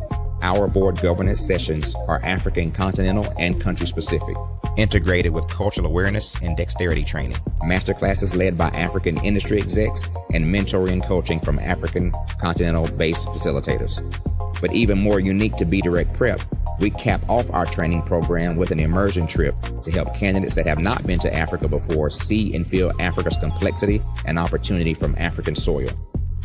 We all know traditional network-based board placement has historically left a lot of us out of ever really being in the paid board pipeline.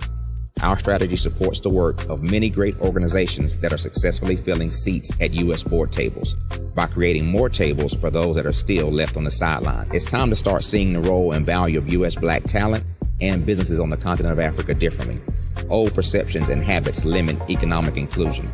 Let's transition Black talent and the African businesses they will support from the periphery of the global economy to its core. Living in a global lockdown, we all know now how fast local and global economies can change and see the value of having businesses that hire, strengthen local value chains, and even grow globally. Status quo in any form holds back progress. We must democratize U.S.-Africa commercial engagement by socially and economically connecting cultures that have long been disconnected. It's time for Africa's U.S. diaspora to redefine their global value by helping African businesses scale continentally and globally.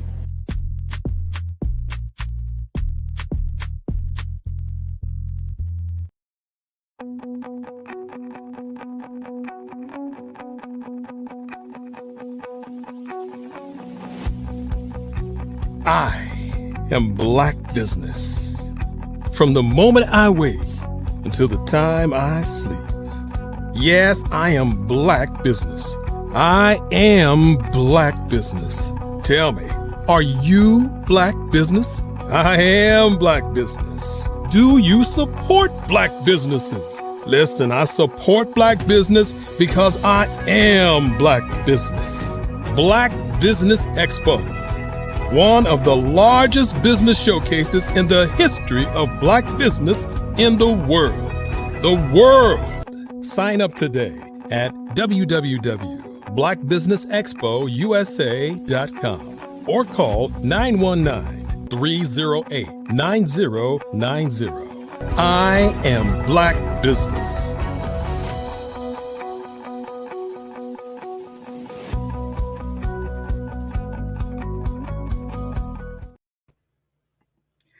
Good evening, business owners, entrepreneurs, thought leaders, and corporations.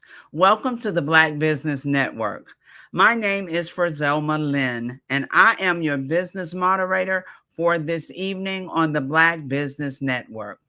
The Black Business Network is a 24-hour business network showcasing Black businesses, business owners, entrepreneurs, and thought leaders worldwide. We have speakers from North Carolina, London, Singapore, Africa, Japan, and cities all over the United States. The Black Business Network is a global community sharing its business knowledge to empower, to inspire, and to educate businesses about business. Our next speaker is Dr. Zalex Rivera, also known as Dr. X, a native of Bronx, New York, and a graduate of Manhattan College, Riverdale, New York, with a double master's degree in counseling and mental health counseling. A proud HBCU graduate, Zalex attended Livingston College, Salisbury, North Carolina, with a major in liberal arts English. Initially, with the dream of becoming a journalist, Zalex quickly realized her life calling was going in another direction. In 2019, she was conferred her third master's degree from Walden University in philosophy. Her primary clients are families with children that are experiencing with homelessness, as well as being severely mentally ill or drug addicted. She is motivated to work, advocate, and develop programming for vulnerable populations, particularly the homeless population in New York City. Her work has also been featured on Fox News, CBS News, and NBC News. Zalex is a published contributing author of The Ministry That Impacts book, released by the Rethinking Church Summit. She was raised by a single mother, and she is a quick learner and has an unyielding drive to be successful. Now, she will be joined by our very own RJ Stevenson, who is the CEO of the Black Business Network. RJ is musically gifted, ministry minded, and an accomplished writer. He is also the CEO of the Creative Concepts Production and Design. It is a full service media and marketing company based in Tampa, Florida, with offices in Eastern North Carolina. Please welcome to the stage Dr. X and RJ Stevenson.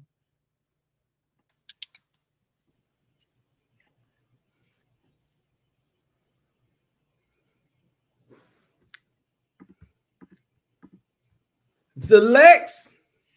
What's happening? Now, Dr. X, you know, he had to help me with the name. I didn't want to mess up your beautiful, amazing name. So, Thank you. Zalex, I am so proud to meet you. Remember, you two, we are all excited and waiting for your genius, because genius is coming, and I'll see you on the other side. See you. Nice to meet you. Dr. X. That's like what are we talking about tonight? That's from like X-Men movie, Professor X, right? It is Professor X. Yes. Now your name is spelled Xellex, and you said this word to me one day, and I thought you was cussing at me. It's a palindrome. A palindrome.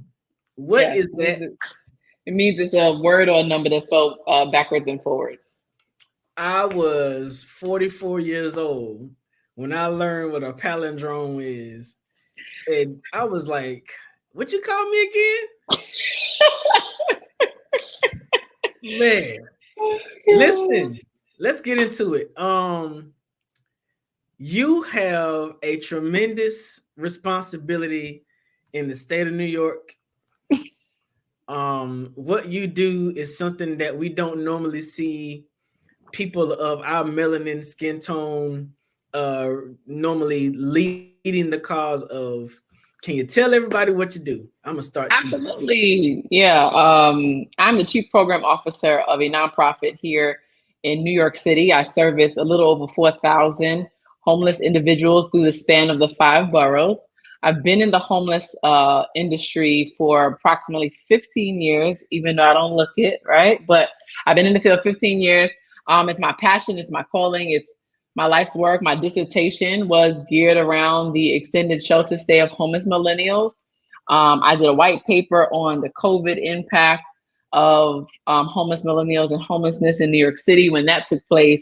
And I'm trying to finalize, if the Lord would give me some more time in a day, I'm trying to finalize another white paper geared around the influx of asylum seekers that have entered New York City and New York State.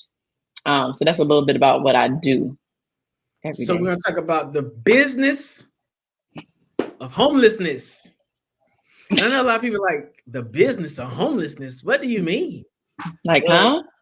There's a lot of business that has to do with homelessness because there's a lot of gain and a lot of profit on the community that some refer to as the hidden or unseen. Can you talk a little bit about how homelessness is capitalized in industry? Yeah. I think I can start off by giving the human perspective to it first, and then I'll give the business perspective of it, right? So when you talk about being able to provide shelter on any level, or even provide outreach services, to provide resources, somebody has to pay for it, right? There's not one thing in life that we get for free. Besides air. And I feel like there's some parts of some corporations that want to tax us for that, right? So everything as basic as soap, socks, deodorant, lotion, basic necessities of hygiene, food, everything costs money. And so when you look at it from that perspective first, you have to understand that everything that we're providing, whether that is community outreach all the way to residential settings of shelter, it requires a cost. Now, the catch to that is who's paying for it, right? There are no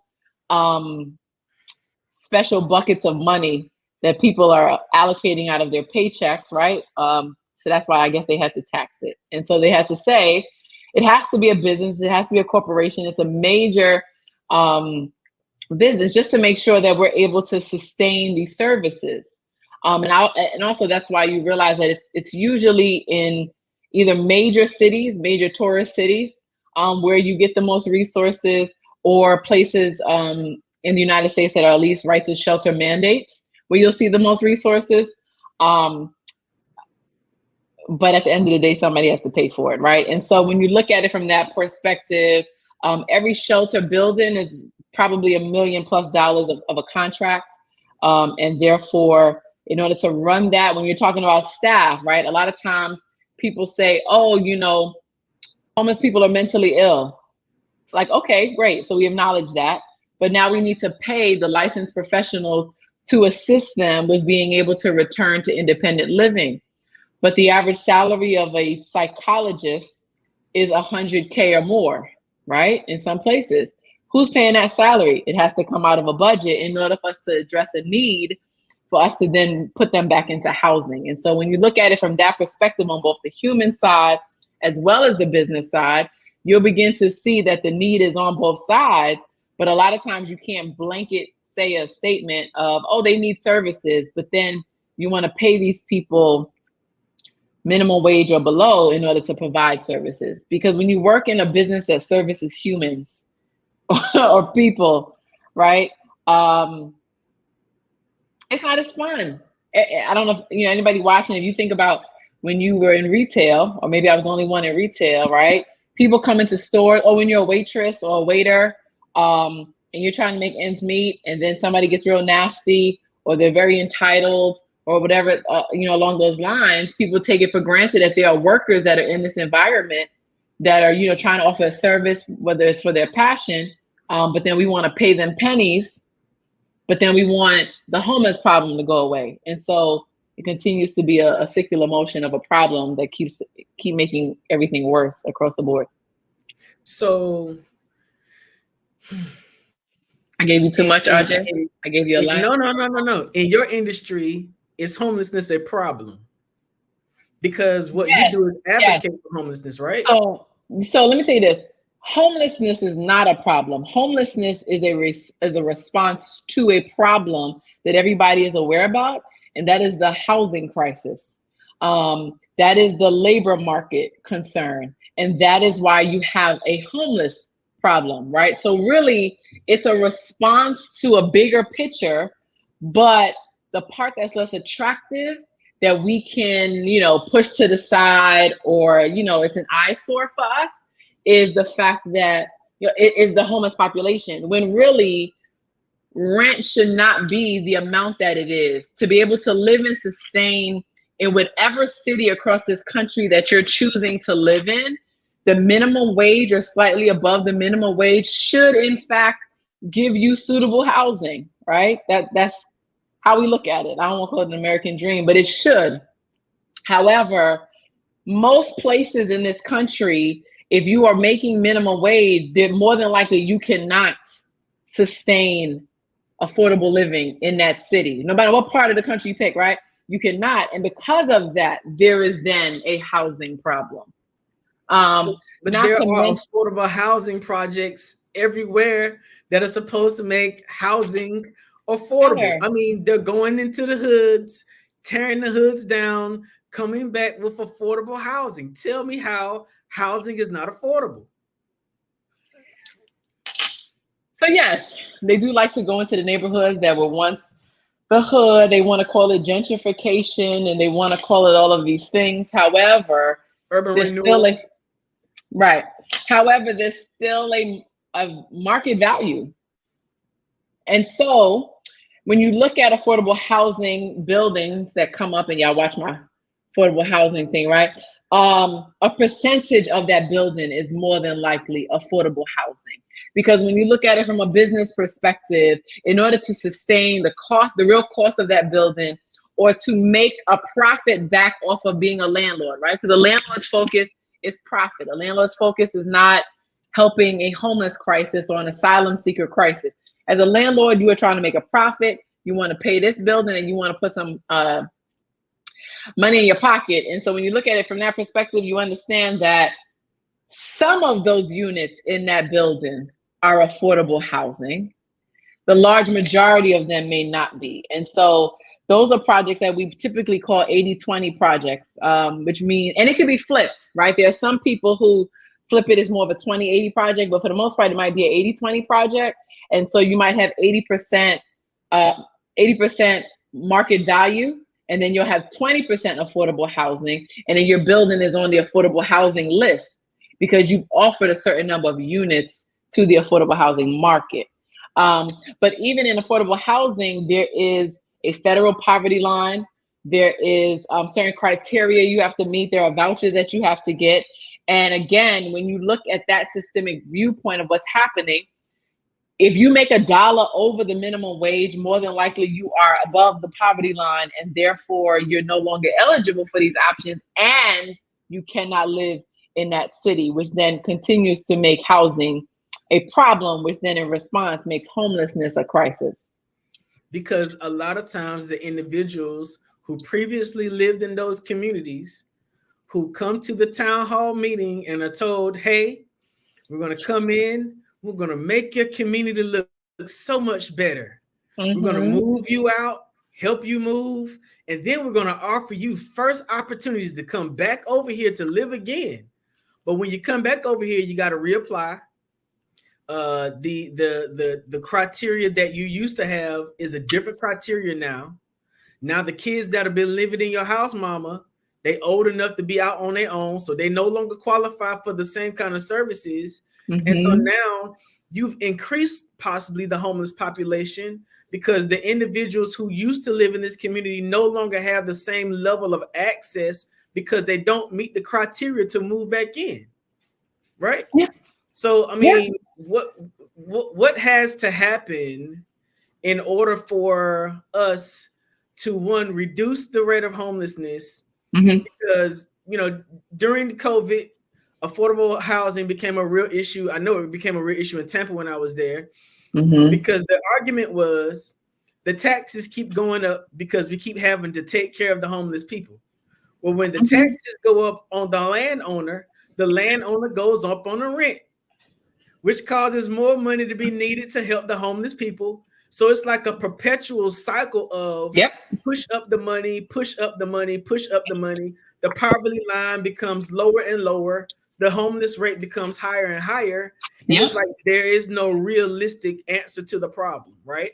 But you work alongside people every day who are challenged with answering this kind of problem. Can you help people who've never heard the story? Again, housing is the main concern, right? And so because housing is the concern, and then, you know, a lot of these vouchers that we're talking about sometimes have, everybody's probably heard of redlining from a historical context and still believe that that is still a real thing. Housing discrimination is still a real thing. And like you said, when you start talking about homeowners and tax dollars and things, you have a preference, right? People naturally have their own biases. They don't want to be around certain things. You didn't move out of the hood to the suburbs to be exposed to the same things. So you might not have as many options. However, housing is the issue and the affordability of housing is the concern. Now, in order to, in my opinion, in order to kind of combat the the homeless problem in regards to the housing crisis is, one, you need more housing options. However, I think that if we shifted our mindset to move the social service staff that we're saying belong in shelters and shift them into these supportive housing options, then we'll see a better outcome, because the supportive housing model allows you to live independently, which means you're paying rent through your voucher, through your, income or whatever it is, but you still get a level of assistance. And when you still get a level of assistance, then you'll have longevity in your apartment, in your housing. Instead, we shy away from that in some regards. We only focus on pushing funding into homelessness and then passing out vouchers, right? So by trade, I am by one of these degrees, I am a mental health counselor, right? And so in that, you have to understand that, people are creatures of habit, but they also can end up being a level of their circumstance, right? And I always tell people, look at the first time or when you decided you was moving out, whatever that looked like for you. Did you really know what a lease said? Like, did you really read that lease that you knew what it said? And you knew you wanted to get out your parents' house and you knew you wanted to be independent. But there's so many other components of life that I don't think a lot of people are prepared for. And therefore, that also makes it a problem, right? We're just like, no, put them in housing. But then what? Like, put me in housing, and then when I don't pay my rent, and now 2 months have gone by, and now they're trying to evict me, and then I having to leave. So therefore, put some services in some of these affordable housing buildings that they're talking about, or push more supportive housing, so that way people sustain their housing long term. So I had a situation in Tampa with one of these projects, and I happen to be a community kind of guy. Okay. So I got a phone call one day from one of these affordable housing buildings projects, right? Mm-hmm. They regentrified the area, built some beautiful units. Oh man, it was amazing. One of my corporate partners that did nonprofit stuff with me, they made available for me to be able to do some placements in there. So some of the community people who needed a place to stay, I was able to hook them up, get them. All you need is a job. You ain't got to have a good job, just get a job, right? Right. Got them in the placement, and the apartment complexes started calling me. Hey, RJ, we got a problem. What kind of problem you got? You got a brand new community. What kind of problem you got? RJ, the kids are riding up and down the elevator. What? The kids are surfing on the elevators, and we're afraid to open the community rooms for them because we don't want to tear them up. We've got new libraries, new game rooms. We've got all this new stuff in their big screen televisions, but we want breaking the stuff in their houses, in their units. We don't want them up and down the elevators. But I'm like, but hold on. You took these kids out of an environment where they were able to hang out in the street all day long. They were able to go from one place to another house. They could go over to their friend's house and eat when they wanted to. They can go to the green courts and play basketball. Now you've put them in a high-rise apartment and expect them not to push the buttons on the wall? Like, didn't you know the clientele you were serving but before you decided to build this kind of building? And why, when you came back over here with this building, did not you provide any youth programming over here to build community again? You just thought they was going to sit at home and watch TV. And so it's like, even when there's trying to be a remedy to homelessness through providing those kinds of programming, the structure that comes along with it doesn't even reasonably support the habits of the community they're trying to serve. So who is the answer, right? The answer is collaboration in regards to that answer. And the reason for that is because, remember, the person who built the building is the money maker. That's the for-profit person. He's not, he or she's concern is not programming. It's not sustainability, right? His focus in that business is I have a product and you want the product and I want your money, right? So it's very transactional. It's very, very much like handoff. But the part is that when you look at this is that, and then the other part is, sorry, go back to the for-profit person. Those units he got funding for, right? If the city had anything to do with it, or if there was criteria for him to be deemed actual affordable housing, there's a grant or something in there, right? That got you some extra coins in addition to you now being at a lower market rate, right? The likelihood that a lot of for-profit leaders have this big philanthropy heart at that time is a little low, right? And so that's not really their focus. And so you get the money someplace, you're like, oh, okay, I give, if I have a 100-unit building, all right, I'll give 32 of them to affordable housing, but the rest of them will go to the market value because you think you're doing a good job. You can write it off, I guess, or, do some, good Samaritan things in your heart, make you sleep a little better. So your focus is not programming. And so that's the part where it's like, now, how do we find a solution here? The solution has to be a level of support, right? But what does that look like? These buildings are not going into linkage agreements with local outreach providers, churches, anybody to say, you know what, and have a criteria in the lease that's like, in order for you to sustain housing, you need to attend whatever, or make sure you meet with them, right? Because again, a lot of people, and this is universal, this is not just homeless people, a lot of people really don't know their community, right? I might be stepping on toes now, right? You don't know if your lights get cut off, that there's help for you. Yeah. Nobody knows that. You just know you should have paid the bill, right? And so same thing happens. These people are no different than us. These are your cousins, your aunts, your uncles, whatever. So if you don't pay your bill, this happens. If you spend your rent, you're not gonna make it back.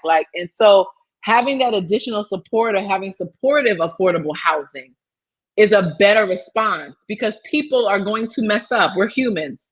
We're going to overspend. We're going to do something, blah, blah, blah. But some people need that additional support in order to sustain. And the other part is, look at it as a business. Again, this is a transaction. Unless you are opening a free building and you're going to pay the rent of that building and give those apartments to persons experiencing homelessness, it is a business. The landlord wants money. Me as a provider, I want to get you out to maintain my contracts and maintain my money, and I want to make placements. All of it is intertwined, but at the end of the day, the focus should still be putting them in stuff that makes sense and aligns with their success, right? Because I always tell people, in my opinion, again, you cannot fully eradicate homelessness, because you can't tell Mother Nature what she's doing. And so that's why I always tell people, right? Somebody might end up homeless, okay? A major storm might happen, a fire might take place, something can happen. But at the same time, we don't need to make the problem worse as a community and as a society by making it harder to live, harder to pay your rent. Bacon is $10. I don't know why bacon is $10, but imagine now I got to pay my own groceries. Right? But you see, I made you laugh, but you see what I'm saying? Bacon used to be the cheapest of the meats. Now bacon is $10. I can't feed my kid. And so all of these systems are kind of creating these revolving doors sometimes that can have a huge impact on somebody being able to sustain housing. Right? So there's another side to this, right? Because there's a major opportunity for individuals who are involved with nonprofit work, right? Because if that nonprofit's mission is towards doing things to help other people, then there are funds and grants and dog-eared monies set aside for assisting this population if your organization is willing to take this particular human problem on as an objective. Why aren't there more organizations who have missions that are supposed to be around providing this kind of assistance in communities? Why aren't there more of these kinds of organizations stepping up to the plate to be the solution and bridge the gap? This seemed like a trick question, RJ. It's not really a trick question. At the end of the day, because it's a business, right? If you stop being homeless, I stop having employment. Not me, but and some people say it and some people do it, right? And there's some people who are really adamant about trying to end the problem. And there's some people that's just like, let me say I want to end the problem, but not really, right? And so, and that's why, in this field, you got to align yourself with organizations that are shifting in a direction that align with really what you want to do, right? So yes, like for example, I have homeless shelters, right? I've been in homeless shelter services for a long time. However, I'm working with an agency now that wants to shift, because our mission is to end homelessness. but we want to shift it. And now we're going into affordable and supportive housing spaces because yes, you always need a shelter building. Like I told you, there will always be natural disasters. There will also be slumlords. There will always be like illegal evictions, things of that nature, unfortunately. However, the agency that I work for is aligning itself with saying the answer is this, or the answer is that. Like, how do we now capitalize on that, right? Because that's the real question. So it's not a matter that you can't capitalize if you become part of the solution. Because I can capitalize still as a business with supportive housing. I can capitalize with offering wraparound services to a person living in an affordable housing unit. So I don't need to just say, let me capitalize on somebody's hardship or somebody's pain. You know what? Let me capitalize on their solution, and vice versa, because it'll come full circle. Yeah. So there are some people who get paid every day to carry a caseload. Oh yeah, big time. If the caseload would diminish, then it would be less job security for them the next week. So there are some people who benefit from by not finding a solution to the problem, right? Yes. What makes you passionate about this kind of work? What makes you decide that of doing anything else in the world that you would want to do, that dealing with this industry of homelessness is where you find your specialty as a subject matter expert? I think it's two things, maybe three.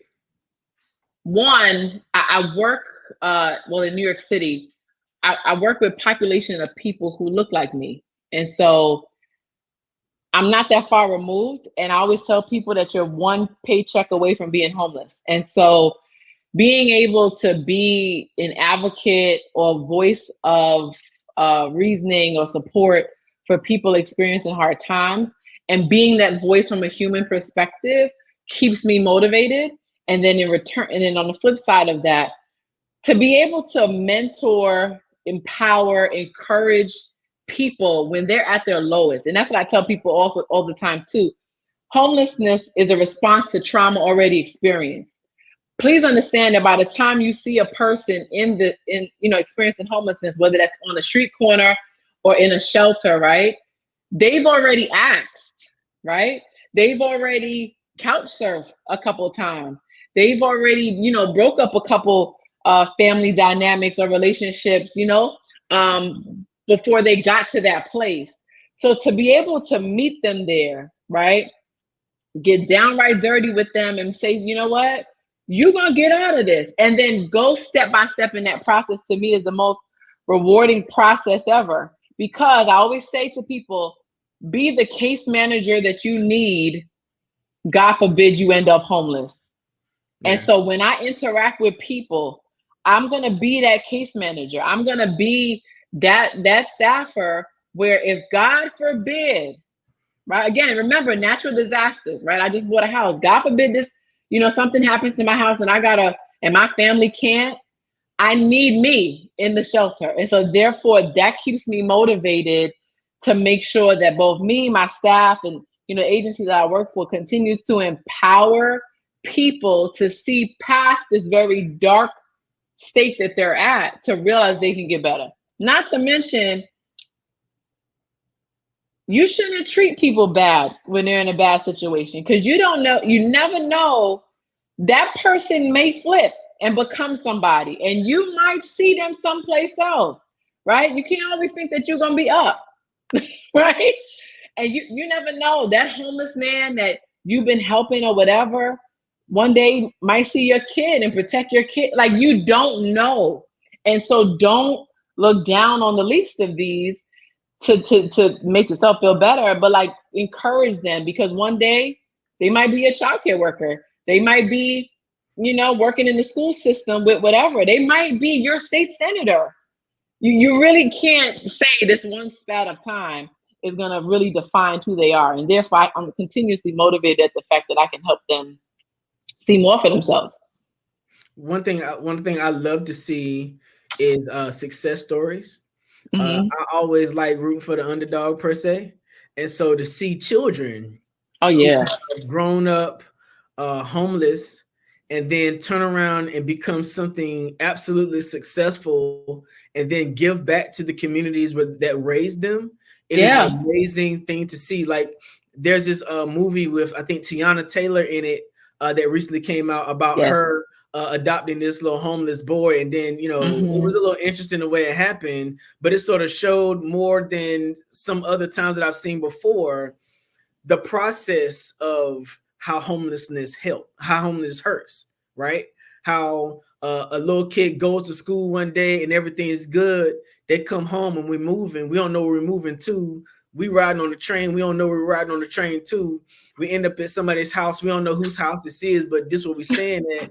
And it's like, you know, you think about a kid going to school on a daily basis. You don't know what that kid's going through, right? Yeah. But you're still expecting for that kid to get good grades, to stay awake during class, to have attention span. To not be angry. Don't forget, don't be upset. Don't have feelings. Don't be angry.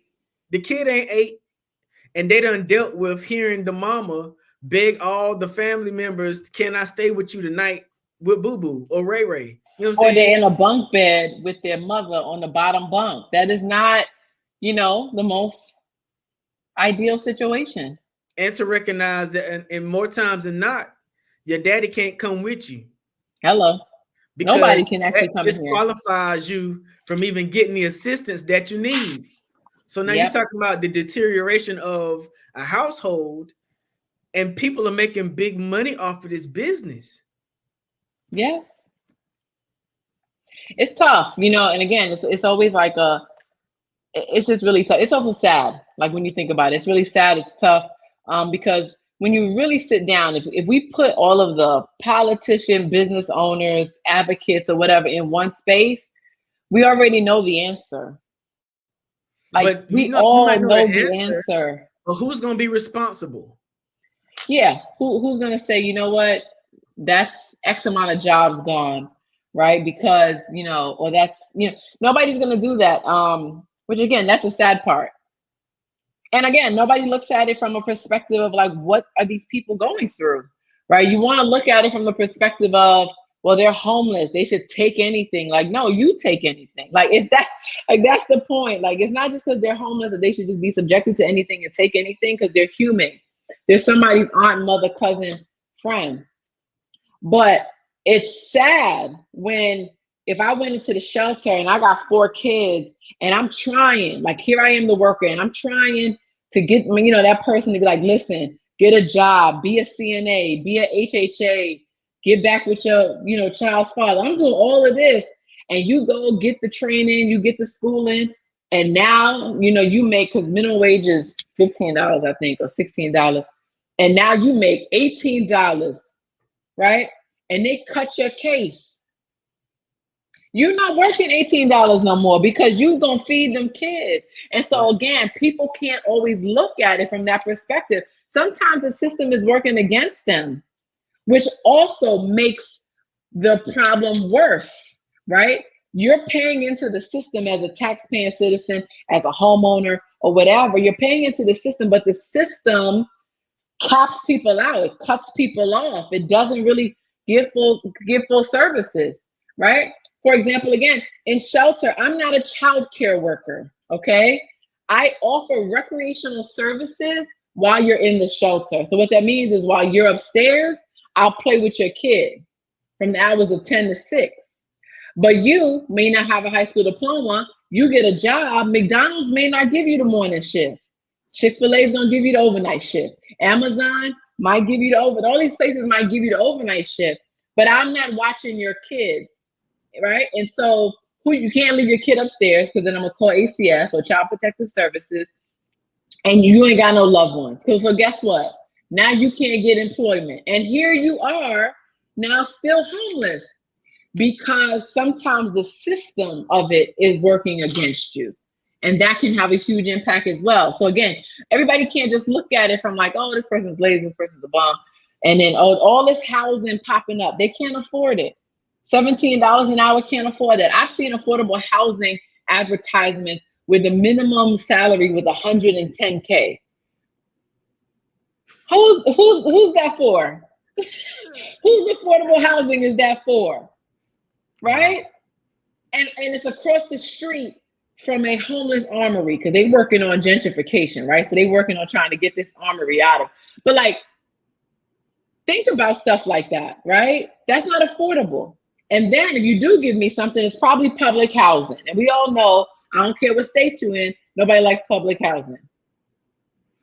Wow. But you didn't give me an in-between option. You gave me public housing or this high-rise building that I can't afford. So now what do? Stay in the shelter, be homeless. There you go. Yeah. There you go. I know when I actually was talking about the business of homelessness, she was like, RJ, what you talking about? But I think it is such a worthwhile conversation because most people never consider that at the end of the day, somebody owns that new building. Yes. At the end of the day, somebody's making tax cuts off that new building. At the end of the day, there is money in this somewhere. And if we could get more nonprofits or community-based organizations to find out how they could better serve their mission that they're already saying they serve by attaching themselves to grant funds and rebates and monies that is stipends that are already set aside to fulfill the missions of these things, we could really push the needle, as some would say, on this issue of homelessness. I mean, any business has business on two sides. There's a provider of a building, but then there's also a provider of programming. There's also a provider of services. You know what I'm saying? Yeah. It's like, man, thank you so much for being willing to have this conversation on the Black Business Network. It's amazing what your friends get you to do. It's amazing what your friends get you to do, right? Well, let me tell you, I'm so happy that your friend got you to do this because this was an amazing conversation. And one of the things that you said, I'm going to have to use it. I'll rephrase it a little bit. But you said homelessness is really not the problem. It's the response to a bigger picture. And that's really something for all of us to think about. So thank you all so much. This was amazing. Genius is coming, and I'll see you all on the other side. Thanks for having me. Bye-bye. The Black Business Expo's mission is to raise funds for high school seniors going to college or K through 12 entrepreneurs. This expo is a fundraiser for students. You may go to www.blackbusinessexpousa.com to donate to the scholarship fund or use the Cash App that's on the screen below, $BBXUSA. Our goal is to give laptops and up to $5,000 to 10 students. Students can register online at www.blackbusinessexpousa.com. Every dollar counts. So we want to remind you to donate to the scholarship fund. Now we want to thank our Black Business Expo USA sponsors for June 2024.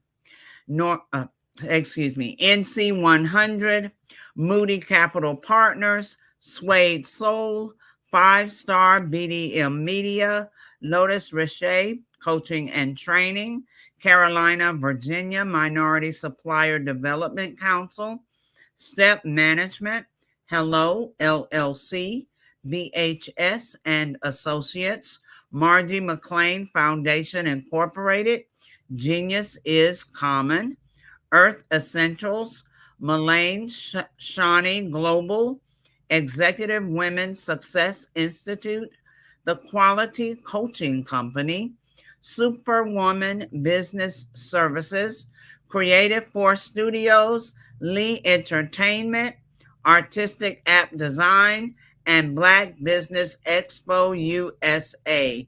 And remember, genius is common. I'll see you on the other side.